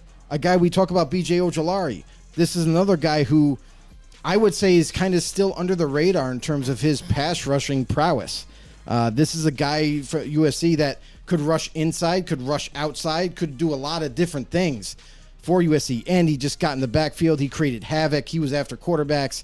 They were scared for their lives. But Tuli is a unique prospect. I'm not 100% sure what his position is going to be, but he is going to rush the quarterback, and that's why I have him at 7. All right. Any rebuttals, Cody, on that one? I do not know a lot about the player. I assume it's more to the positional changes. It's what's probably kept him lower on draft boards, and why I might have like glazed over him or something, Yep. been like, oh, this production isn't even worth like my time or something. Cody I don't doesn't know who he I is. I don't know much about him. You didn't go. That's fine. That's absolutely fine. But you do know a lot about Keon White here, who is at your number 7 here. So why don't you tell us about that? Ooh, let me scroll. Scroll down your All thing. right, got it. All right, so this guy, he is a very big dude, and in the open field, he has hit some incredible speeds. Even at one point in college, he hit running an astonishing 21 miles per hour on the field, which at that size is incredible. But right now, he's a player who is just a lot of potential. You know, we haven't seen the best of him outside of like, there was one incredible game he had against, I think it was North Carolina, where he had like 3 sacks, 4 tackles for a loss, and that's where we got to see the Keon White potential. But that's the only time we really got to see him at his height. Other than that, you know, he's like decent game here and decent game there. He's fast, he's strong. We just got to see that, you know, difference maker more than just once in a blue moon. Absolutely. Then right there at number 8 now, you have Derek Hall, too. And again, Joe has him here at number 10 here. So why don't you tell us about Derek Hall quick here for your number 8 and why you don't have him towards the end here. All right, so for Derek Hall, he's had 2 very good seasons. I believe he has 18 sacks over the last year. He's another one of those big guys coming off the edge, 6'3", 255, and he still runs a 4.5, which is great. At the next level, even if, you know, maybe he's got some pass rushing moves to work on, but that's still excellent. And this is a guy who, in the tougher games, the thing I noticed is he played up to that level. He almost played down a little bit against the lower competition. And when it came to playing your ranked teams, your top 5 teams, this dude was electric. He was still in the backfield tackling the best players in the country, guys we've raved on and on about. He just slipped down a little bit because we didn't always see that in the lower tier games. He would tend to play down a little bit, play a little more average against average competition, which might speak to maybe his lack of discipline, something like that. All right, Joe, what do you got him there? Derek Hall, he is a monster. Let's just say that. The guy he blazes off the edge. He converts speed to power tremendously. And that's kind of what jumped off the tape for me. Guy that was just like, no fucks given. I'm coming after your quarterbacks. You're not going to stop me. And I watched the Tennessee tape where there's going to be potential like top 10 type of a left tackle that he went up against and put him in the ground and sacked Hendon Hooker. Like Hendon Hooker couldn't even get the ball off. Like this guy is, I view him on tape. He does have that twitch factor. He does have that explosiveness that you look for in a pass rusher. And honestly, he could be higher up, but there's still nuances to his game he still needs to work on. He's terrible against the run. Oh, yeah. And that's going to be, a big deal going at the next level. Definitely has to develop that part of his game. If he can do that, he could put himself right up here in the mix here in the top 5. But that's why I have him a little bit lower. But man, pass rushing ability and the fact that he has that blazing speed to combine that with the size that he already has, there's definitely a high ceiling for him at the next level. All right, and finally here, let's look at Miles Murphy here because Cody had him here at his number 2. Maybe, again, he just like Cody has that certain guy, again, that's like kind of just go and muscle a dude out type of deal. Like I think he was saying with here, Will Anderson, and Joe likes the guys with the twitch factor here. It's now Cody. What's the difference here that made him your number 2 type of guy here? And then we'll get to Joe on why he is ranked number 9 for him. Okay, so with this guy, I think he's an extremely versatile edge rusher. I like a lot of those guys who they can do a bit of everything. They can rush, they can help with the run, they can even step back and maybe help in the pass game. While Miles Murphy wasn't asked to do that a lot, he didn't do poorly when that was asked of him. He was one of the top guys in all of college football in terms of pressures. Didn't matter which game it was. He was getting in the quarterback's face, and he is a great tackler. Like, I get, Clemson. I know a little bit of the nostalgia, but this guy, he's got great stamina. He's great against the run. He's great against the pass. I think this guy is just going to be a very good day 1 starter with elite potential. And you just described Clellan Ferrell. Congratulations. That's why I mentioned Clemson. From the same college, about the same size, same kind of production. There were times when I watched the film on him and he struggled big time against big competition. He dominated the lower level linemen, but when it came time to playing the big dudes, the big guys that are going into this draft with him, he struggled. If they get their hands on him, he's done. He does have tremendous speed for his size. He does a wicked, just probably the best spin move out of this draft I've ever seen. And that definitely is going to help him at the next level with his pass rush. But overall, there was too many negatives overall for me at the next level that he's going to play this higher competition of tackles all the time, every single week. And I fear that he's going to be a overblown sensation media-wise, and at the next level is going to be average at best. So that's one thing that I'm concerned about. Yes, I have a little bit of a backlash with Clellan Ferrell, and he's been hurt before. But we've seen this kind of guy before. We've seen this guy that explodes in terms of his, he's got the measurements, he's got the strength, he's got the pass rush moves. He can play good against the run. He can do well against the pass. What can he do? He does everything well, and that's, to me, that kind of spells out an average player at the next level. Doesn't do anything great. But he will be a solid player for someone, but I don't think he's going to be worth a high-value pick at all. Reality is often disappointing. Yes, and our guy Drew Boylehart was big on Clellan Ferrell, and look what happens again. So, you said people have been burned. Here's the one thing that I'll say about Clellan Ferrell that Miles Murphy won't experience most likely is being moved around too much. Like Clellan Ferrell, when he came in, yes, he should not have been picked 4th overall at all. I agree with that. And a lot of people were like, what the hell's happening? But Miles Murphy, he's so similar to Ferrell. I think he'll be better at the next level. I just don't think he'll be great. And that's kind of what you're hoping for if you do take him early. But for Clellan Ferrell at the next level, they're like, here, play D-end. Oh, we want you at D-tackle. Nope, this season we want you at D-end. Hey, can you play 3-4 edge for us? Like, they moved him around. He never got to develop fully as a D-end or as just a D-tackle or whatever they wanted him to be. They kept moving him around so much that how are you supposed to develop as anything? You don't even know what your position is every season. Right. So for Ferrell, I'm glad that he signed with the Niners. Maybe they're going to use him right, and we might see that first round potential with San Fran. Miles Murphy, he's so similar. I don't think he's going to have to experience that at the next level. I think whatever team does take him, they're going to use him as is a D end. But I don't think he's going to be anything great like some people are trying to push him up the boards to be. All right, that's right. We were talking about the 2023 NFL Draft top defensive players here. Let's move on to the linebackers now here, Joe and Cody. Let's see your list here. All right, see if anything's different. Oh, we've got some similarities here. All right, and again, we've got a bunch of these players here that I've noticed here now are hybrid players moving into different positions here too, so they've fallen on some of your guys' same lists here as well. But both of you guys agree here, at least at number one here, with Jack Campbell here. So Iowa. So Cody, why don't you take it away here first for us? So this guy, in terms of linebackers, is going to be one of the most perfect guys you will see in general in this entire class. Like, he has the build. He's 6'4", 250. He's not slow. He's great in coverage. He has excellent instincts against the run. He's shown to be a leader on the defense. I don't even think I really have any red flags for this guy. I think he's going to be a day one starter. You sure he doesn't wear the wrong shoes? He might. He might wear the wrong shoes. I didn't look into that. I'll have to do that after the show. But for now, I think Jack Campbell is...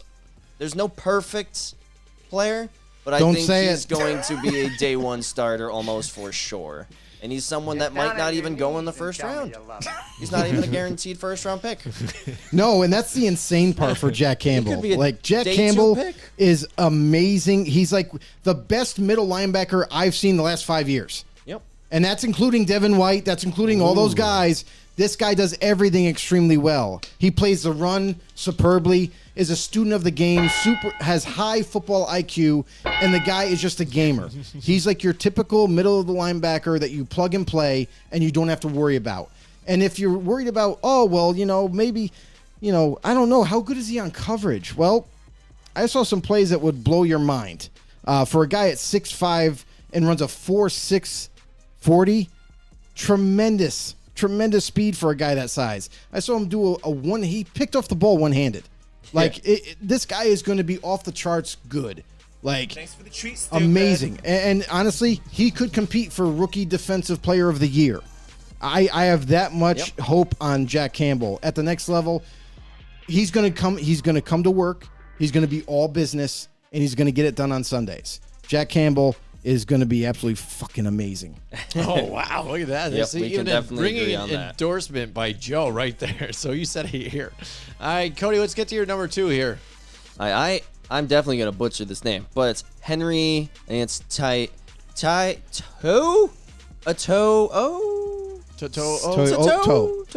fancy like that. It's a pause. Yeah, it's a pause in between O's. Yeah, so I can say that one. Thank you for helping clear that up. Yes. So I think a lot of people are kind of like overthinking this guy because he's not the biggest. I'm not overthinking at all. Right. Maybe you're not a lot of people. I don't know.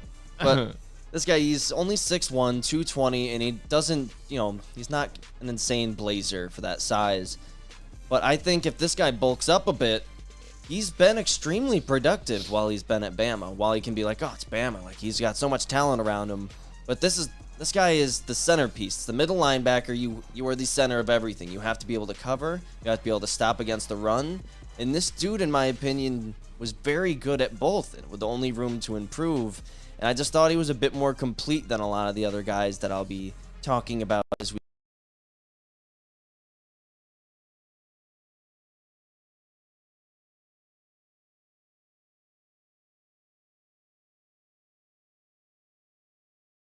Definitely not going to play outside. I don't know where he's going to play. At the very least, he actually might get converted to safety at this point. I could see it. From Alabama, he's 6'1", 220. He doesn't have blazing speed. He's not quick change of direction skills. So for me, I definitely could see him getting converted to a safety, and then he's going to have to develop at that position to get more acclimated to it. So for me, Henry is not even in my top 10 and not even in my honorable mentions. Wow. All right. Boom. Bang. Kicked off the list. It All happens. right. Yeah. So why don't we already talked about Nolan Smith a little bit here. So why don't we go right to Joe, your number 3 pick, and that is Trenton Simpson. Trenton Simpson is, by all accounts, one of the better outside linebacker prospects coming out. 6'2", 235. Yes, he does need to bulk up, and he has more room to bulk up, too. That's the crazy part. He is absolutely chiseled. Like, there's not an ounce of fat on this guy, and he runs a blazing 4.4, by the way. And there was some reports saying that he timed lower than that at his pro day. So this guy, tremendous ball skills, is good in coverage, but when he makes his mind up, and I think the read and react part of his game needs work, but when he reads and reacts and commits to the play, this guy just explodes. Like he's already there. I've seen him. I've seen him play cover 3 before, where they're just dropping back, and then he recognizes that it's going to be a pitch out to the running back, and he's already there by the time the running back catches the ball. So Trenton Simpson, to me, has high potential, but he needs to work on certain parts of his game to get better at the next level. But I think he can do that with he's gotten away with his physical attributes, let's just say, in college. But I think at the next level, he's going to have to do a lot more homework. And if he does that, I think this guy's going to be amazing. Cody. Yeah, kind of the reason he dipped down mine is similar to what Joe was saying. Is right now this guy he's a lot of potential. With 4.4 speed at the middle linebacker spot, you have the ability to do everything, and he's shown the instincts to get there on the run. I just want to see it a little more consistently. I want to see him get a little better in coverage. I want to see his read and react ability to just get better in the NFL. And if he can do those, then he can be incredible.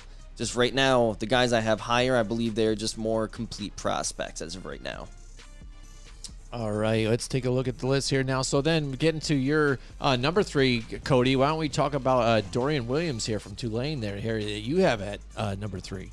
Yeah, so this is a guy I think a lot of teams are sleeping on, and it almost kind of bothers me because this guy's not supposed to go until the 4th round, and this dude is fast. He's a tackle machine. He had over 100 tackles last season. There are not many players in all of college football that had over 100 tackles, and this guy did that at Tulane. I know he might be the only one on that team that could tackle, but regardless, this guy can do a bit of everything. I could even see him moving to safety if a team needs him to. This dude's great. Could maybe bulk up a little bit because he's Definitely a little bit on the smaller side. You're going to hear me say that with basically almost every linebacker prospect on my list. They are all very small, but we've seen guys come in smaller and then they bulk up because it's NFL conditioning. Everyone questioned Patrick Queen. Oh, he's a little bit on the smaller side, and then he's immediately one of the top guys in the NFL at that position. And I think with Dorian Williams, I think someone's going to draft him on day 3, and he's going to immediately jump into a starting spot. And everyone's like, oh, where'd this guy come from? And they can look back at our show and be like, well, Joe and Cody called that out. Yeah, I mean, and that's the thing about Dorian Williams is I wanted to put him up higher, but because I had so many other guys that were either just as skilled or I believe that they're just better at one thing, is why I have him higher. But Dorian Williams is one of my guys that I am not sleeping on at all. When you watch the tape, for a guy his size at 6'1", 228, right? You're thinking as a middle linebacker, he's going to get pushed around in the run game. He's not going to be able to contest with these bigger guys. But amazingly, this guy finds a way to make the play. Like against the run, he's one of the better middle linebackers against the run. And you wouldn't know it by his size. But, he also runs a 4.4 40. Like, has tremendous speed for him. And, you could say, it's because of his size. Yeah, maybe. But I'm telling you, you put another 10, maybe even 15 pounds on this guy at the next level, and he's just going to get bigger. He's going to get bigger and better at the next level because they're all going to work out. So, for Williams, also one of the best linebackers in terms of pass coverage. He's off the charts. He's amazing. So you're wondering, like, why is he so far down some people's lists, or why is he not on a list? And it's because everyone's pointing to the factor of right now what he is. He's 228. He's short, 6'1". People don't like short linebackers anymore. And that's kind of why he gets pulled down. And the fact that he played at Tulane. Big freaking deal. The production is there. He dominated at that level. He's a sideline to sideline type of linebacker, especially with that speed and quickness that he has, and also phenomenal coverage ability. The guy can literally do everything that you need a linebacker to do. So at the next level, maybe early on in his career, he'll be an outside linebacker. Until he gets bulked up and a little bit bigger, then maybe he can switch to middle. So I think this is the Tyreek Woolen situation for me. I was very high on Tyreek Woolen last year, and I was like, somebody got to take this guy. Like, why is he slipping? I don't understand. What am I not seeing? Seattle took him in the 4th round. He ends up being the next great corner, and I see this in Dorian Williams. I see this guy slipping in the draft, and early day 3, maybe late day 2 is like the best projection I could give. But either way, whoever drafts this kid is going to get themselves a player. All right. Here we go. Let's take a look at the list here again. We are talking about the linebackers here for this year's draft. Let's go. What do you think? Let's go with Joe's. How about this? Joe, let's take off here right where you just left off here with Drew Sanders here for your number 4 here coming out of Arkansas. Yeah, Drew Sanders, I love the kid. A lot of people are kind of, dummying him down in a sense in terms of as we get closer to the draft. Some people are like, oh, well, there's some holes in his game. He still needs to develop. He's great at blitzing. That's what everyone keeps highlighting. Yeah, he's a phenomenal blitzer. Another guy that has very long length at 6'4", close to 250, but still needs to I think he needs to get stronger at the next level, needs to fill out his frame a little bit better, but still blazing fast, has tremendous height. He's the prototypical linebacker, but he needs to work more on coverage in his game, especially zone coverage. Man-to-man, I think he can kind of curb that at the next level a little bit better. But overall, everyone just views this guy, Drew Sanders, as just a blitzer, and I think he was asked to do a lot at Arkansas, not just to blitz, but also played middle, played outside, did everything well. Phenomenal tackler, and for me, this is another prospect that I think is easily going to go day 2, because like Jack Campbell, believe it or not, is projected to go in day 2 as well. I see Drew Sanders as another one of those guys that are going to end up in day 2. I might have just overlooked his name. I don't know a whole lot about Drew Sanders, honestly. When I was scrolling, maybe if he's a day 2 guy, I might have just went by him by mistake. Well, that's the crazy thing is early in the draft process, guys like Jack Campbell and Drew Sanders were easily the top 2 linebackers. Like everybody consensus-wise were saying, yo, Drew Sanders, Jack Campbell, everybody was debating between the two, who's better than the other, but it's no question it's got to be Jack. But Drew, he has size, he has the ability, but again, he still needs to develop his game a little bit better, much like Trenton Simpson. All right, take a look at the list here. Let's look at Cody here at number 4 with Diana Hanley out of Washington State. Joe has him here at number 10 here. Now, Cody, why do you have him so high? So this is a very weird prospect. Over the last 2 seasons, he's been asked to do 2 drastically different things. 2 seasons ago, he was asked to be a run stopper who can help out in the pass, and he was very good at that. I think he even had like 6 interceptions 2 seasons ago, and you got to kind of see that prototypical linebacker, and then he transfers over to Washington State, and things get a little weirder. He's not playing coverage very much. He's blitzing a lot, but what that kind of stuck out to me is this guy's versatility. He can help a lot in the pass rush game because he was able to pile up a lot of sacks last season, and the season prior we kind of got to see that coverage. So I'm looking at a guy who can help in the run, a guy who can cover, a guy who also now has those instincts to help against the pass. And I'm like, I think this guy's just going to come in. He might need a little bit of coaching because Washington State isn't an amazing organization, but he is very complete. He is one of the more complete guys in this class, and that's why he kind of like skyrocketed up my board because I didn't see anything wrong with him on tape. Despite, last season, you look at his coverage numbers weren't as good, and like he just didn't cover much. This guy was blitzing or coming up and bluffing a blitz and then falling back into coverage, and that's where some of those numbers will fall off. You're not going to be in that good of a spot. If you're all the way up at the line, then you have to fade back and they hit a quick pass to the tight end. Now you just got to make the tackle. Like, I think this guy's going to be a steal where he is going to end up being drafted. Yeah, I feel much the same way about, Diane, as for me, when I watched the tape, he didn't have tremendous, he didn't jump off the page. I was expecting him to jump off the page because a lot of people got him pushed up higher, and I didn't see it happen. There just wasn't enough there for me. Play to play. Now, it easily could be because they asked him to do a couple different things. I know he was very versatile, and that's going to go a long way at the next level. But other than that, I wonder what teams are going to do with him at the next level, because I project him to be an outside linebacker at the next level. And I don't know. He's definitely not going to be middle. He's going to be outside. And I wonder, overall, as an outside linebacker, is he going to be able to adapt to that and play at that level in the NFL? So for me, he's a little bit lower. That's why I have him at 10. But again, he is a tremendous prospect coming out, and I do have a lot of hope for him at the next level for sure. All right. Getting to the list here again now, Cody. We've got Owen Papo. Is that how you say it? Right? I think right? so. Papo. Papo. It's Papo. I like I Papo a little It's more. Papo. But Papo probably because Yeah, of it's the double Kelsey, P. Kels, Yeah. it just sounds better. But out of It's Auburn Papo. here, you got here at number Say it 5. right. We've already talked about B.J. Ojolari here when we were talking about edge rushers here. But Joe seems like he's got him ranked near the same on both lists. So, again, maybe just all-around player, that's good at both, but not, totally near a number one at one specific. So let's go here with Owen here down, Cody, at your number 5. All right, so this guy has blazing speed for the position. To run under a 4.4 as a middle linebacker at that size is just insane. I think he's 6'2", 240. It isn't the smallest, it's not the biggest, but this dude, he's a sideline-to-sideline player. He was just under 100 tackles, I think 94 last season.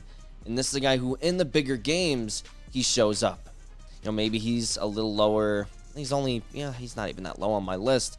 But in some of those lower games, maybe when you're not playing at this insanely fast pace because the offense is so good, he tends to slow down a little bit. So, a team's going to need to bulk him up and really work with him on maybe some discipline stuff at the next level.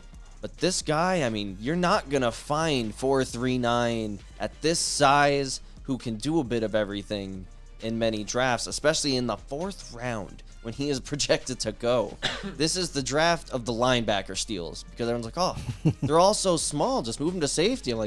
Just bulk them up 10 pounds and they're fine. Who cares if they're a little underweight? They're going into the NFL conditioning, NFL weight training. These guys are probably all going to turn into starters. And everyone's going to look at this draft class wow, these guys were a lot of sleepers. Yeah, and that's the thing is a lot of these linebackers at the next level definitely need to bulk up. They definitely either have to get bigger or they got to change positions.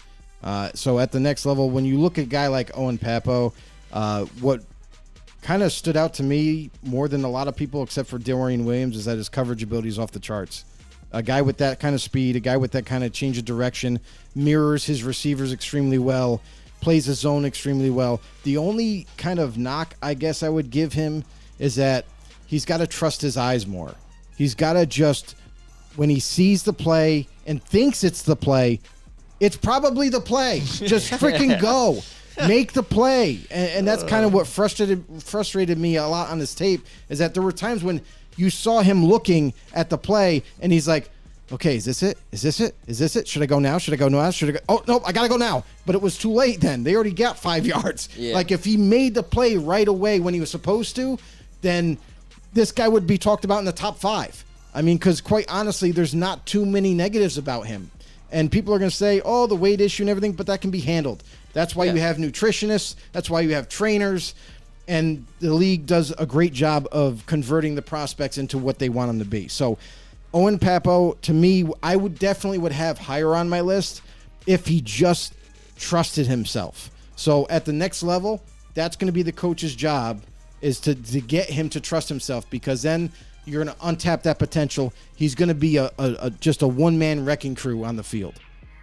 All right. Let's go back to the list here. Well, now Cody's list, because we've pretty much covered everybody else that's on Joe's so far. And you guys did agree on number 9 here, so that's amazing here on this thing. So number 1 and number 9 you guys did agree on. But Cody, why don't you tell us about your 7 and 8 pick here? All right, so Noah Sewell, this is a guy who he's pretty high in a lot of people's draft boards, and I can't say that I fully understand why he's projected to go as high as he is. Because I think this is a guy who's projected to go in like the 2nd round, and he needs a lot of work. Yeah. Like, he is horrible in coverage. He's solid against the run. And, like, this dude's best season was a couple of years ago. Like, you got to see his ceiling his sophomore season, and then since then it's gotten, like, a little worse, and then even worse this last season. So it's like the potential's there, but why would you take a guy who's just not a complete linebacker prospect at the top? Like, I don't fully get it. Like, he's good enough to be my 7, but even that's a bit of a stretch. Yeah, Noah Sewell's like your prototypical middle linebacker, like old school middle linebacker. A guy that's heavy, a guy that's big, you know what I mean? And a guy that just plays the run. Do not ask him to cover or get into coverage because he doesn't do a good job at all of it. He's very slow. He's not as quick. And all you're getting him to be, if you do, is a depth piece. This guy, I don't see him ever becoming a true starter at the next level. If anything, he's a run specialist, a guy that can just play the run really well, and that's it. Most likely, I mean, I don't even know if he'll even get drafted, to be honest with you. Like, I think that there's too many limitations to his game and so much more development that has to go on. He might be a guy that slips through the cracks all the way to the end draft and is an undrafted free agent. That'd be pretty crazy. All right, so what do you got for your next one here, Cody? I think next was that Dennis. Yes, sir. Servassier Dennis from Pittsburgh. So this guy, he's another one of the guys who's going to need to get bigger because he's not insanely fast like a lot of these other guys that we will look at. And, you know, the guys who are running like 4.3s, 4.4s. This guy is not great in coverage, but he is excellent against the run. You know, he had 94 tackles last season, 12 of them being tackles for loss. And he also contributed in terms of his blitzing ability, his ability to get to the quarterback. So this is a guy who he's got, you know, he's two-dimensional. It's why I don't have him higher. I don't think he's ever going to be someone you can rely on if you're looking for a linebacker that can cover. It's just not going to be this guy. But if you need someone who maybe is like a dumbed-down version of Landon Collins if he was bigger, you know, someone that can blitz really well, someone that can get into the backfield, has good instincts, but just can't cover for a lick, then that is Servassier Dennis. I like it. Like, any rebuttal, Joe? He sucks. Oh man, that's good. I Are like y'all fucking serious right now? Like, A lot of people, you know, I looked at him a little bit and I didn't need to see much. Given his size, given his, you know, high 40 time, he's not even that fast. Like, he's pretty slow for his size. A guy that's not explosive or good in coverage. I think, again, this is another guy that I definitely, someone's going to probably maybe take him in late day 3, like as kind of like a throwaway pick to see if they can maybe develop him. But I wouldn't be surprised either if he goes undrafted as well. All right, let's talk about then. Now I have you here, Joe DeMarvian, Overshawn here for you at number 9. You guys both agreed on this guy here at your 9. So there's one other ones here, but yeah, DeMarvian Overshawn, linebacker from Texas. This is a guy that already has size at 6'3", 230. Could add another 10 pounds and runs a 4.5. So with that tremendous size, with his ability, with the speed and everything.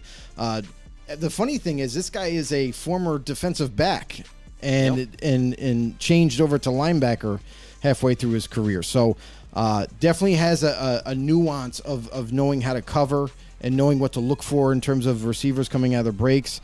A guy that is still a little bit raw, still needs some development, but you could easily turn this guy into a stud. If he goes to the right team to use him in the right spot, I would hate for him to go to a defense where they're going to just kind of pin his ears back and rush him off the edge all the time. I would like to use him because he's so versatile. You should be using him as an outside linebacker in that coverage area and what have you. But tremendous size, tremendous talent for me, and I like his upside. And that's kind of really why he made my list, is because when you watch the tape, he does have good pass rush moves when you do send him. He's just all around good, but still a little bit raw in terms of his in terms of going into the next level, and needs to get better at the next level for sure. Yeah, when I looked at this player, it turned into seeing a lot of red flags. I'm like, he has the build, he's fast, like it started good. And then I'm like, former DB, this guy's got to be excellent in coverage. I'm like, he's not. He has given up over 100 career passer rating over multiple seasons of this, which I'm just like, this is supposed to be your specialty. Like, why are you not better at this? But, he showed good instincts in terms of his ability versus the run. He had over 100 tackles last season, and he got a couple sacks. Maybe that's something he can work on going forward. But other than being, maybe a guy who can help you against the run, I don't think that you're going to be able to get much more out of this guy. He was a former DB. He obviously moved because he's very bad at coverage. And I don't know if that'll change at the next level. I think his ceiling is very limited. I think that at the next level with better coaching, they're going to open that up at the, I hope so. At the next game. All right, and rounding out the list Real here quick. for Cody. Real quick. What's up? I got to mention one player at least on my honorable mention. Okay. Is Ivan Pace Jr. From Cincinnati. I do not know that. This dude is an absolute wrecking ball at linebacker. Played middle linebacker for Cincinnati, but the only problem is that he's extremely small. He's like 5'11". He's 225 pounds. But the crazy thing is, when you watch the tape, is they sent him a bunch of times, and he would drive right through centers, guards, even double teams. Like, nobody could stop this kid. He had such desire and played extremely hard that nobody could stop him. They try to double team him, doesn't work. Still gets through. They put their best lineman on him. It didn't work. Like, teams struggled to find a way to stop this kid. Tremendous pass rusher. But again, because of his size, I feel like this is another player that's going to just kind of get pushed aside and end up being an undrafted free agent or maybe a late day 3 pick. But I think just because of the size is the wrong thing to go with here if you're the NFL. I know there's guys that are short and they kind of ball out the next level. Don't overlook this kid. All right, Cody, Ventrell Miller. What do So you think? for my last player here, this guy, he is a very much does one thing very well. He is very good versus the run. This is not someone who I don't think he's going to ever develop into someone who can cover, because he's just not that fast. He's not good at getting through on pass rushes. He's shown on blitzes just kind of looking a little confused. So this is a guy who's probably going to end up turning into, at best, maybe a backup who can come in and be like, yeah, he can help us stop the run. But other than that, it's probably his ceiling, unless something crazy gets unlocked that I haven't thought about yet. That's the thing with Ventrell Miller is like phenomenal against the run, and that's it. Like, nothing too crazy with him. Like, he's another guy. He's a one-trick pony, and it's not even like a pass rush. Like, Nope. He's not good at pass rushing. He's not good at coverage. He's just good at kind of fighting through the traffic and finding the running back. So maybe anybody wants to give him a shot. I didn't really like him, and I think because of his limitations, that's why he could be another player that slips through the cracks. All right, here we go. We are handling the 2023 NFL Draft top defenseman here. We're getting now finally here to the defensive backs here. We mixed the safeties and the corners together, and kind of thank God we did right now at this point, because it's been a really long show. So I hope everybody's sticking with us. So here we go. But we definitely appreciate it out there with you guys too, especially like the video and also comment too. And even if you're watching it after the fact, listening to it on your headphones, on the podcast and stuff, drop a comment what you think, because we read those things too after the fact, after the show's over and stuff like that. You guys pop it up there. We read your comments and we respond as fast as we can. So definitely keep them coming. Let's go now. Here we go. The DBs now. We have them all mixed here, so it'll be interesting to see how many corners, how many safeties sprinkle in this whole mix between Cody and Joe. But here we go. You guys both agree here on Devin Witherspoon here at number 1.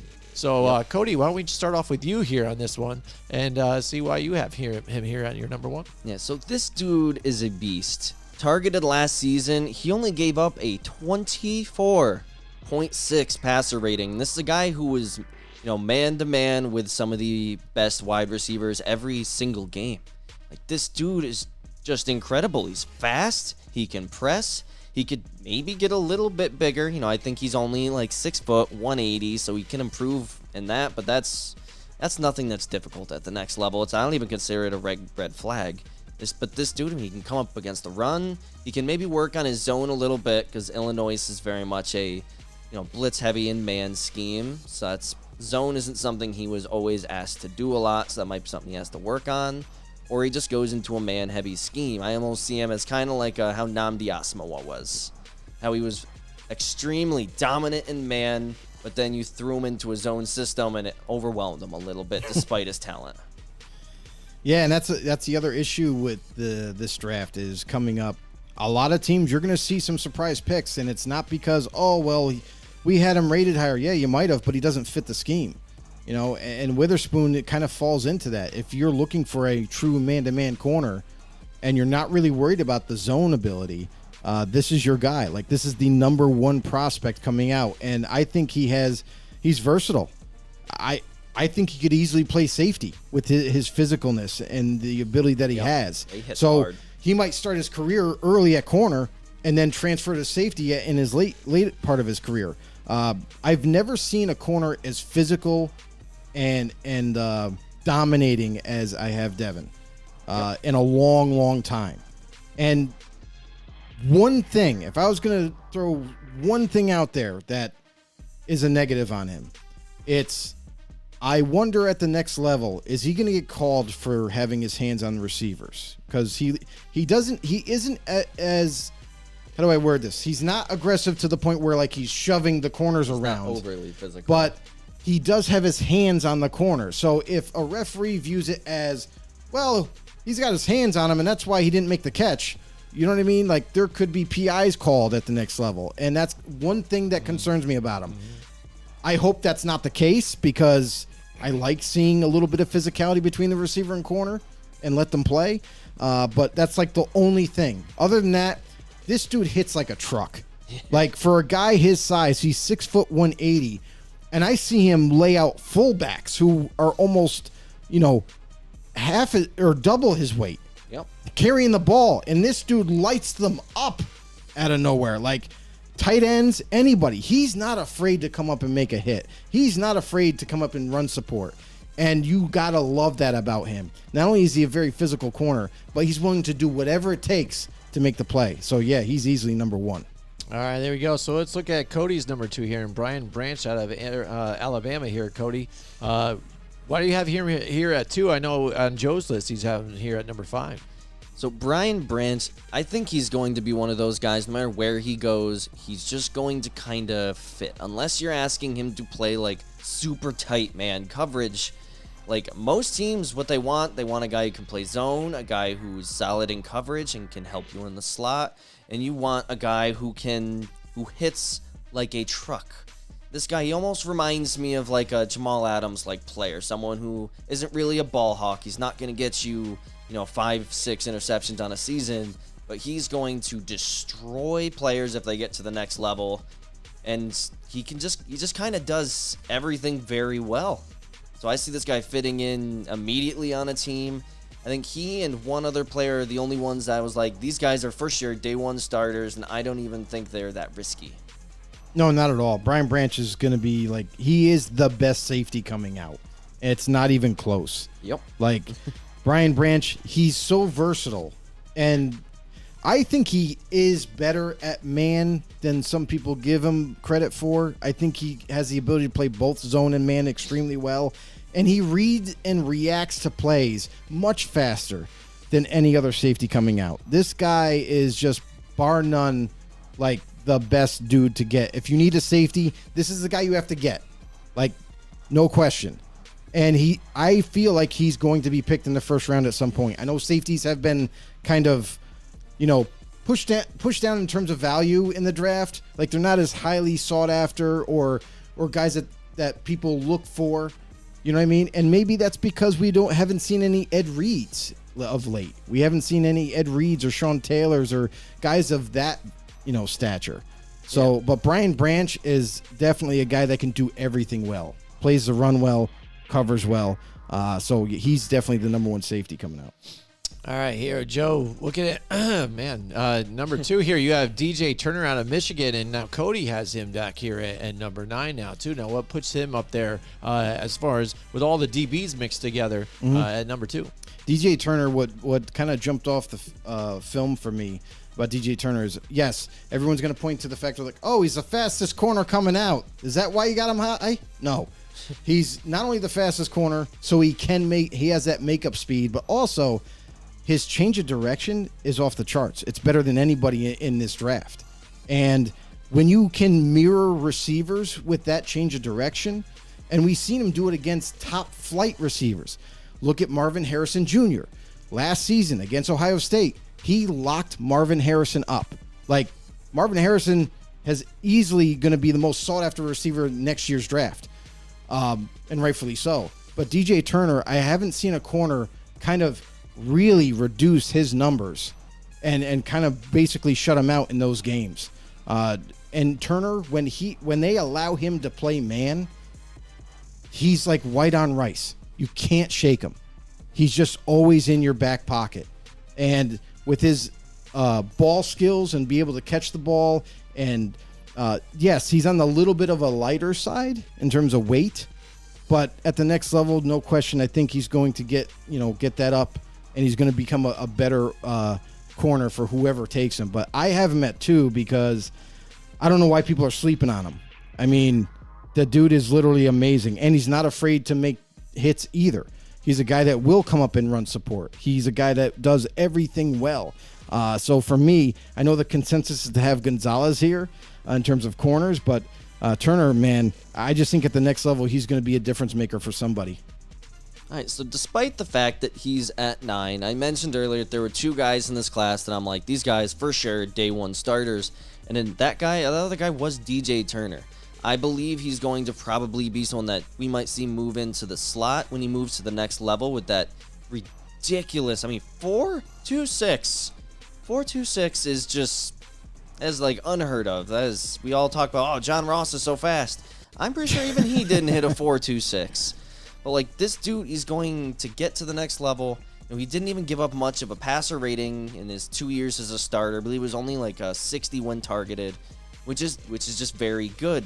And I think this guy is going to be a ridiculous steal. This is someone I think he's supposed to go in like the 3rd or 4th round, which is just ridiculous. If I'm teams, I'm like salivating, like, yeah, let's just overdraft him a little bit. This is a first round talent. Yeah. Like, who gives a shit?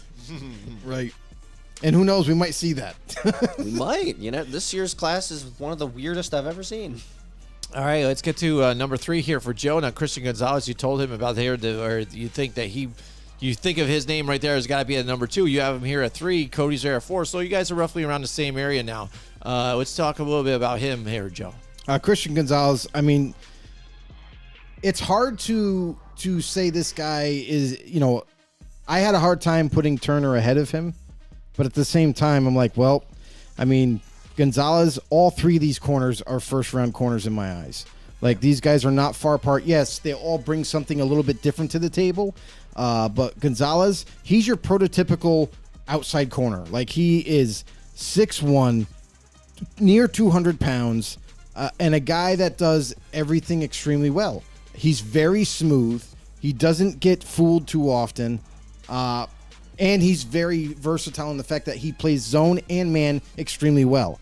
So all around, you would think that he should be number 1 because of his size, because of, and quite honestly, maybe he will be. We don't know that. But in terms of my opinion, Gonzalez, he's just a very, very solid prospect. And I had a hard time putting him at 3, but at the same time, I'm like, I just can't ignore DJ Turner's upside.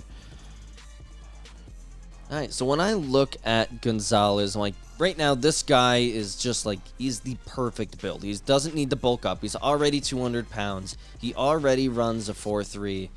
What I want to see him be a little more dominant. It's why he slipped to 4, is I'm looking at, like, passer rating when targeted is something I very much analyze heavily. I know he's, a guy who's covering the top guy constantly, but the guys ahead of him were just more dominant in that field. Devon Witherspoon was insanely dominant no matter who he guarded, and Gonzalez just gave up like a pedestrian, like 75 passer rating. Not great, but also it's just average.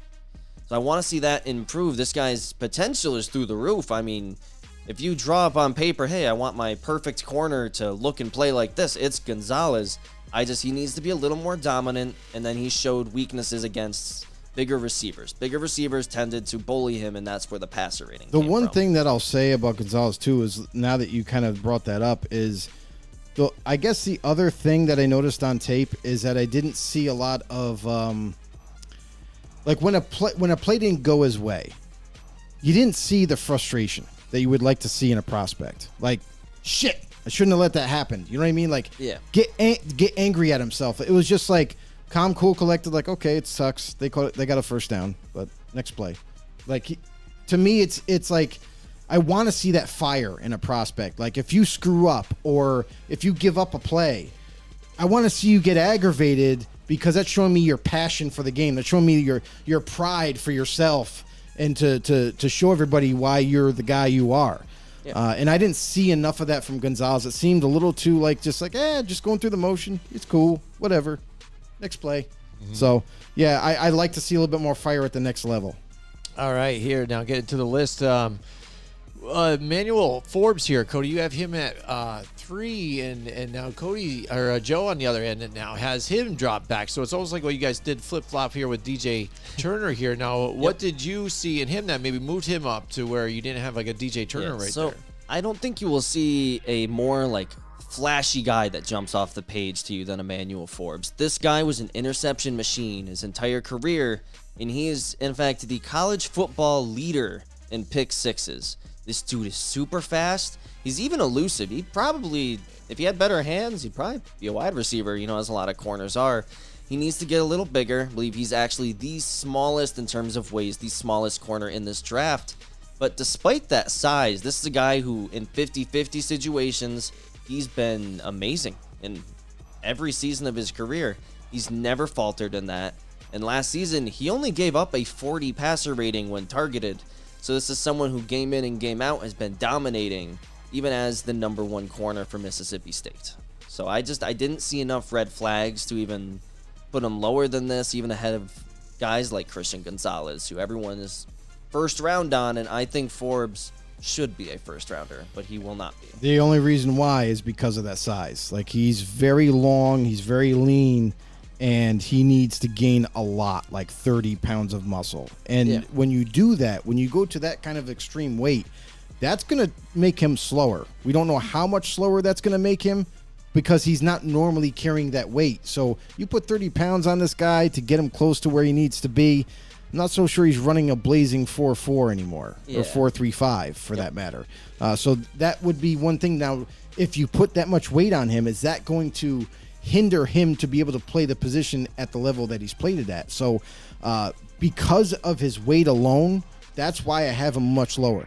If it had nothing to do with his weight, he would be in the top 3 conversation. I mean, his ball skills and his read and react quickness is off the charts. The guy's absolutely amazing. I have him at 9 just because I don't know what he's going to end up being at the next level. Like, he'll be corner, but you see these physical receivers, they're all men. They're not little boys like he is right now. So he will get pushed around, is what I'm saying. So I think at the next level, he's going to have to develop. He's going to have to work on getting himself, stronger, bigger, and hopefully quick, because that's a lot of weight to put on. And if that's a needed thing for him, which it is, I'm not so sure he can be the starter right away. I think you can try and see what happens, but he will get out-muscled at the next level. All right, next up at number 4, you have Deonte Banks, and Cody has him here at 5, so it's pretty similar here for you guys here. Now, Joe, what do you got here? Here's the crazy thing is Deonte Banks, for me, early on in this draft process, I had him low. I had him so low. And I think I must have found bad tape on him or something. Yeah. But Then I had to go back and I tried to find different types of film on him throughout his career at Maryland. When I found that, I'm like, holy shit. This is what everyone's talking about with Deonte Banks. Super quick. Guy's already got that prototypical size, 6 foot, near 200, 4.35 40. We talk about Emmanuel Forbes having that. Wow. Well, this is a guy that has size and runs a 4.35. And not only that, super, super quick. Very fluid in his hips. Phenomenal tackler. Will come up and boom you, and you'll know it.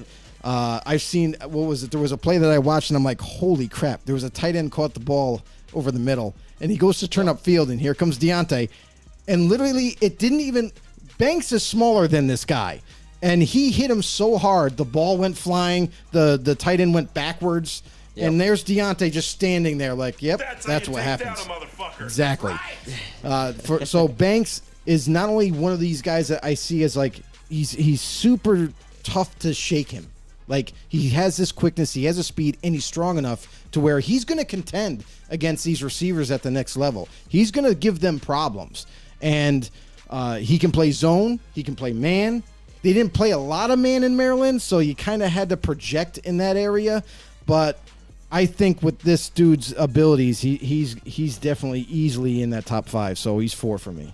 Yeah, so this is one of those prospects who he's just gifted in terms of his build, in terms of his athletic ability. It's crazy. I think he posted basically the #1 mark in everything. Vertical. He was up near the top in 40, bench, everything. This dude just does everything very well. You know, maybe at the next level, he can be a little more dominant. You know, I would like to see that passer rating when targeted go down a bit. But, you know, when I'm watching on deep routes, this guy, step for step, never has any issues. Doesn't matter how fast, how physical. He's right in the guy's face. Maybe some top-tier receivers beat him in terms of physicality or something. Maybe that's what jumped up the passer rating. You know, you don't see the lowlights. You know, I only can go so in-depth because I'm not watching every single game these guys We don't get play. paid for this either, Cody. Yeah. You know this is free. This is free entertainment here. Yeah, and then this is a guy who's also been basically healthy his entire career. He's played over 1,500 snaps in his college career. You know, to go through all that and basically be injury-free, despite being an extremely physical player who comes up on the runs too, that's just hard to find. And at the point he's going to get drafted, it's going to be a steal. Agreed. There you go. Ding. All right, so here we go. This is where it starts to differ now for you guys here. Yeah. Where again, because again, you're mixing the corners and the safeties here together. So it's interesting to see your back halves of the top 10 here. Now, Joe, let's do it a little quick, maybe back and forth with you have Clark Phillips here.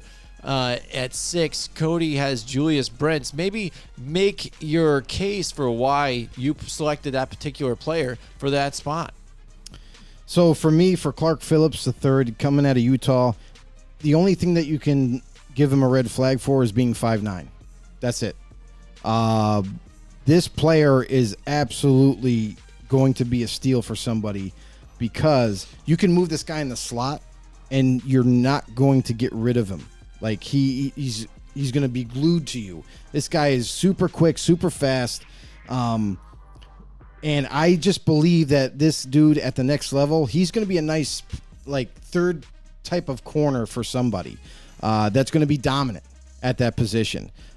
He's highly productive out of college, super competitive with natural instincts, and the only thing that you could say, 5'9", okay, he's a little too short for me and what have you, but there are guys that are short in the NFL that play that slot corner role, and they make it very difficult for receivers. So I feel that that's going to be his niche at the next level. Clark Phillips, because of his coverage ability and what have you, that's why I got him at 6. Cody, Julius Brents. All right, so this is a guy who, if you would have asked me last season about Julius Brents, I would have been like, yeah, this guy is horrible, because he had not had a good college career, really, until this season, where this dude, he must have worked extremely hard in the offseason, because his improvement was insane. All of a sudden, he had 4 interceptions. He was one of the most dominant corners in terms of passer rating when targeted this entire season.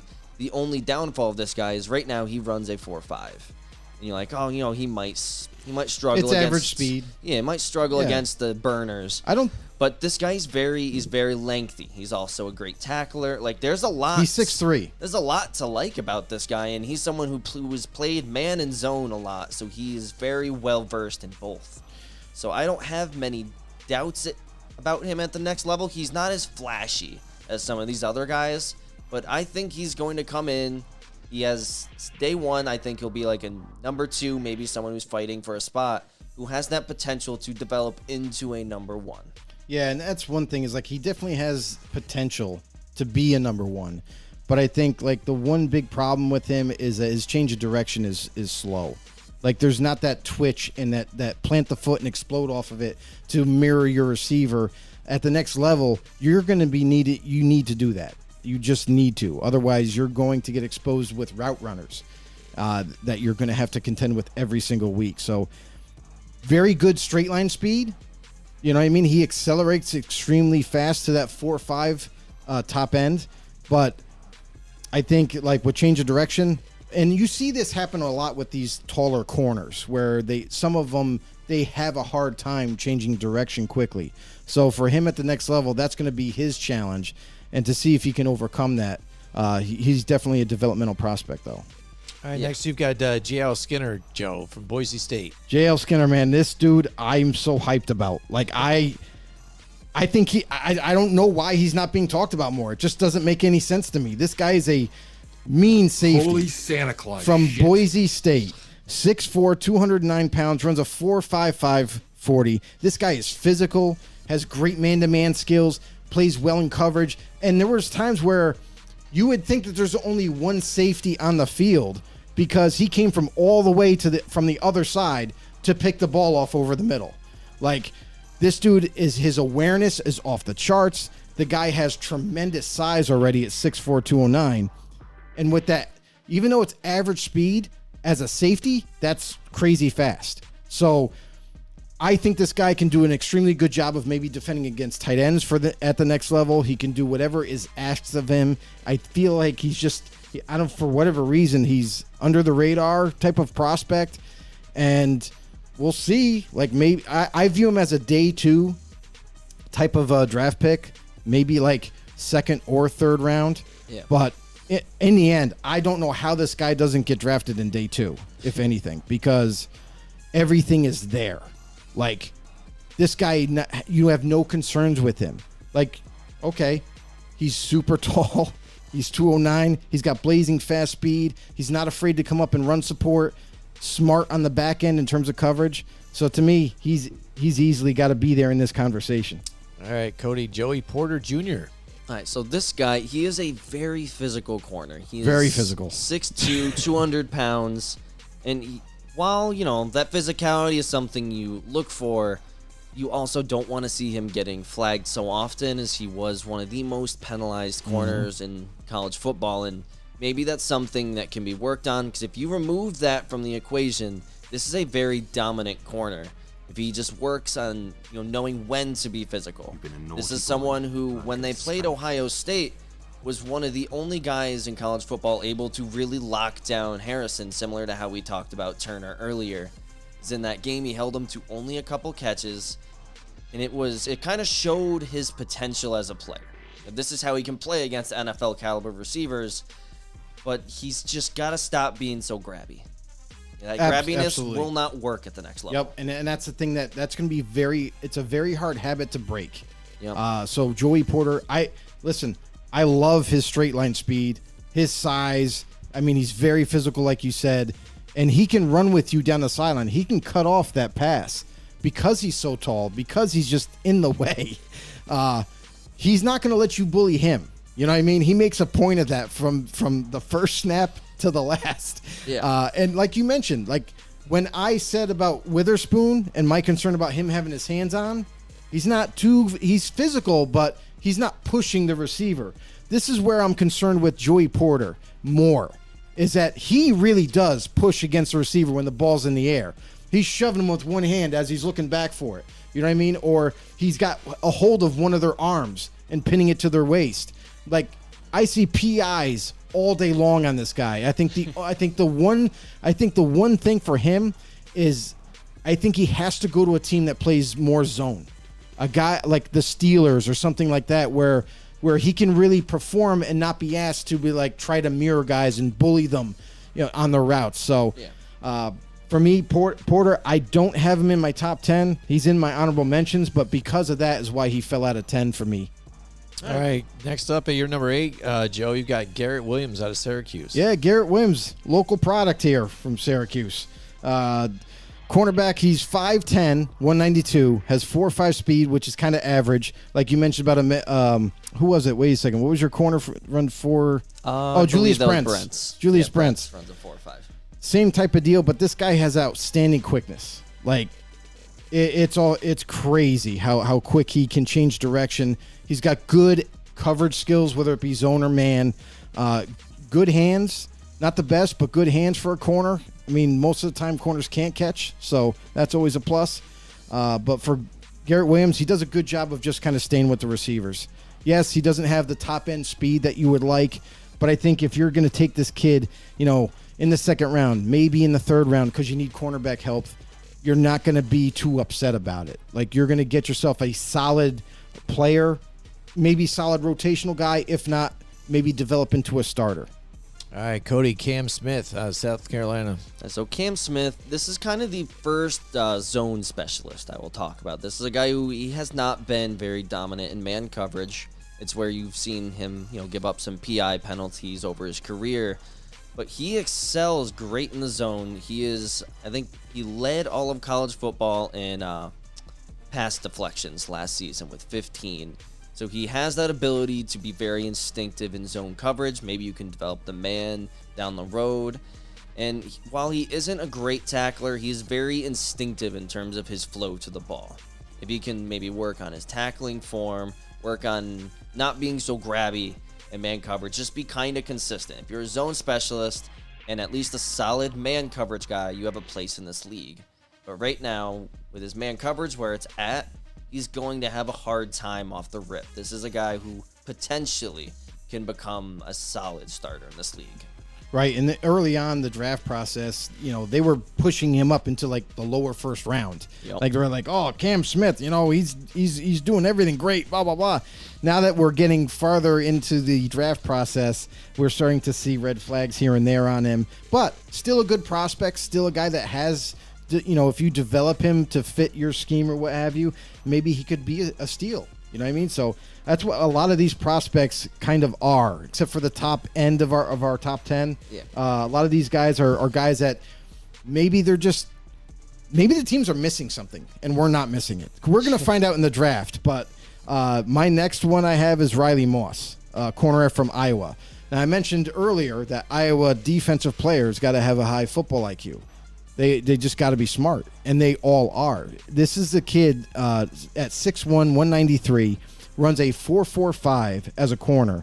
And when I put on the tape on this guy, I'm like, who is this dude? Like, why isn't everybody talking about him? Because you have guys like Emmanuel Forbes with the weight issue. You have guys like Cam Smith that is just dominant in zone, but not really man, one-trick pony type of deal. Then you get Riley Moss here.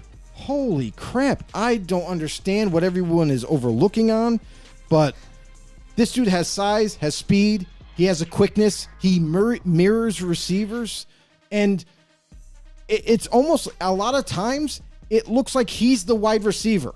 It looks like he's just in the perfect spot, catching the ball, high pointing it, and getting the turnover. And then you look at his physicality. You look at him run defense. This guy he's not afraid. He will come up and punch you. He will do what he has to do to get the play done. Play against the run. He plays pass well. Iowa does like a hybrid defense. Like they do play a lot of zone, but they sprinkle in man every once in a while. So you're projecting in terms of man coverage, but it looks really good on tape. This guy mirrors everybody. So very smart. Always has his head on a swivel and is always reading and reacting extremely well. So he made my 10th spot, but could easily be put higher. All right, so at my 10th spot, I had Jordan Battle. Nothing really in terms of this guy's, like, his height, his weight, his speed, strength. None of that stuff jumps off the table. What does jump off is this guy's very good tape. At first, I was like, I'll watch this guy's tape just because.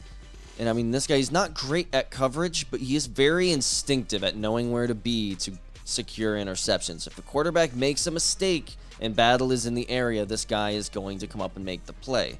What he needs to work on at the next level is he's going to need to be more disciplined as a tackler. I see a lot of the time this guy's going for, lowering the shoulder and going for almost like a Madden hit stick where they lower the shoulder and don't move. Likes the big hit, yeah. So he needs to lean off of that and work on just form tackling because he's there. He's getting to the plays. Maybe he's getting overshadowed a little bit because there are so many superstars on Bama. We already talked about Branch. But I think this guy has the potential to become a starter in this league if someone can just work on his discipline with him. Yeah, and that's the thing about Battle. For me, he is in my honorable mentions, but for me, again, the coverage is atrocious. Like, it's not good. He's lost in zone, man coverage, which they didn't really play a whole lot, but when they did, he's getting beat. For me, Battle, I see him more as an in-the-box safety, and that's why he didn't make anywhere close to my top 10. He's just in my honorable mentions.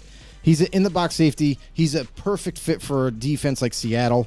They could probably get him later on, and he would really fit a niche there. A guy like Jamal Adams, who's been hurt the last few years, maybe they can develop him to kind of replace Jamal, and they don't miss anything there. So, but yeah, I like him. I like how physical he is. Yeah. He has that size factor at safety, and you like when he comes up and he lays the boomstick. Yeah. But there are times when you go up against more athletic offensive players and they make a move on him, and he's like, what happened? Like, where'd he go? Before we close everything out, like I don't usually bring up my honorable mentions. But this time, I just think this is a guy, he just barely missed my list. I like him a lot as a player. That is Sidney Brown out of Illinois. Yep. This guy, he's one of the best ball hawks in this draft. He had 6 interceptions last season. He's an excellent zone coverage guy. He's fast. A lot of these guys we're talking about, they're running like 4.6s. Maybe even at the tail end of that. This guy runs a 4.4. That is excellent for the position. This guy, he could end up being, I think he's like a 5th-round guy. He could be a huge steal in this draft. He worked hard. He improved every single season, something I really like seeing. I like seeing guys who go from like bad, mediocre, great. Because it shows them working hard to overcome maybe a bad start. It shows they're already used to adversity. So I'm very high on this player, so I had to get in a little bit of talk about him. Can I ask you real quick? I wanted to get your opinion on Kaylee Ringo. Because Kaylee Ringo, for me, from Georgia, I see him as being a better safety than a corner at the next level. Guy has the speed. Tremendous size, 6'2", you know what I mean, over 200 pounds. He's got blazing speed with 4.35, 40. Not quick, though. He's not quick. Change of direction's a little slow. You know what I mean? So that's why I would put him at safety at the next level and develop him that way, and maybe you can get yourself a nice starter at safety with him. Yeah. If you drew up the perfect looking prospect, it would be Ringo. This guy is big, he's tall, he's insanely fast, 4.35. Yes. But the problem is this guy very often relies on his speed and coverage. You'll see him get beat right at the line of scrimmage, lose a couple yards, and then luckily, because these are college quarterbacks, not NFL quarterbacks who are throwing better passes, he's able to use that speed to kind of make up some ground. But you can't do that at the next level. You can't just rely on that. And I think this guy just should have stayed in college longer. Yes, absolutely. You've only been in college 2 seasons. You're not a complete player. There's no reason to come out now. You're like, maybe you think your stock won't get higher, but your chances of being a starter at the next level right now, in my opinion, are very low. Maybe if he stayed 2 more seasons, he could have became something, could have worked on his coverage abilities and could have became a more complete prospect.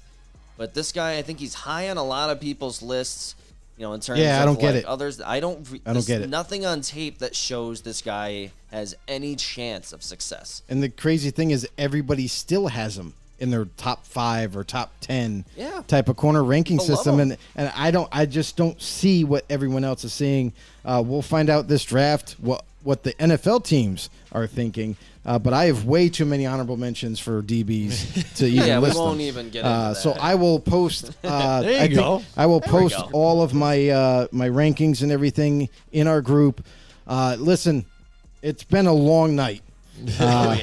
And thanks whoever does check this video out because we put a lot of effort into this. And we're getting closer, everybody, to the draft. That's exciting. Let's see where all these prospects do land. I can't wait to compare like mine and Cody's list to see where these dudes actually go in the draft. But other than that, make sure you tune in next Wednesday night at 8:30 p.m. Eastern. If you could do so, that'd be great. You also like, share, follow, comment down below. Let you guys know. Let us know that you're alive. And also, if you're new to the show, if you want to help support our show, grow our football community, it'd be much appreciated. Head over to YouTube, hit that subscribe button, hit the notification bell, let you guys know when we go live. And you can also take us anywhere that you go every single day. Join us next week from Football 8 till on the 10 Know Wednesday podcast. nights for more Football Spotify. on the Know with Jim and Joe. All right, guys. See you.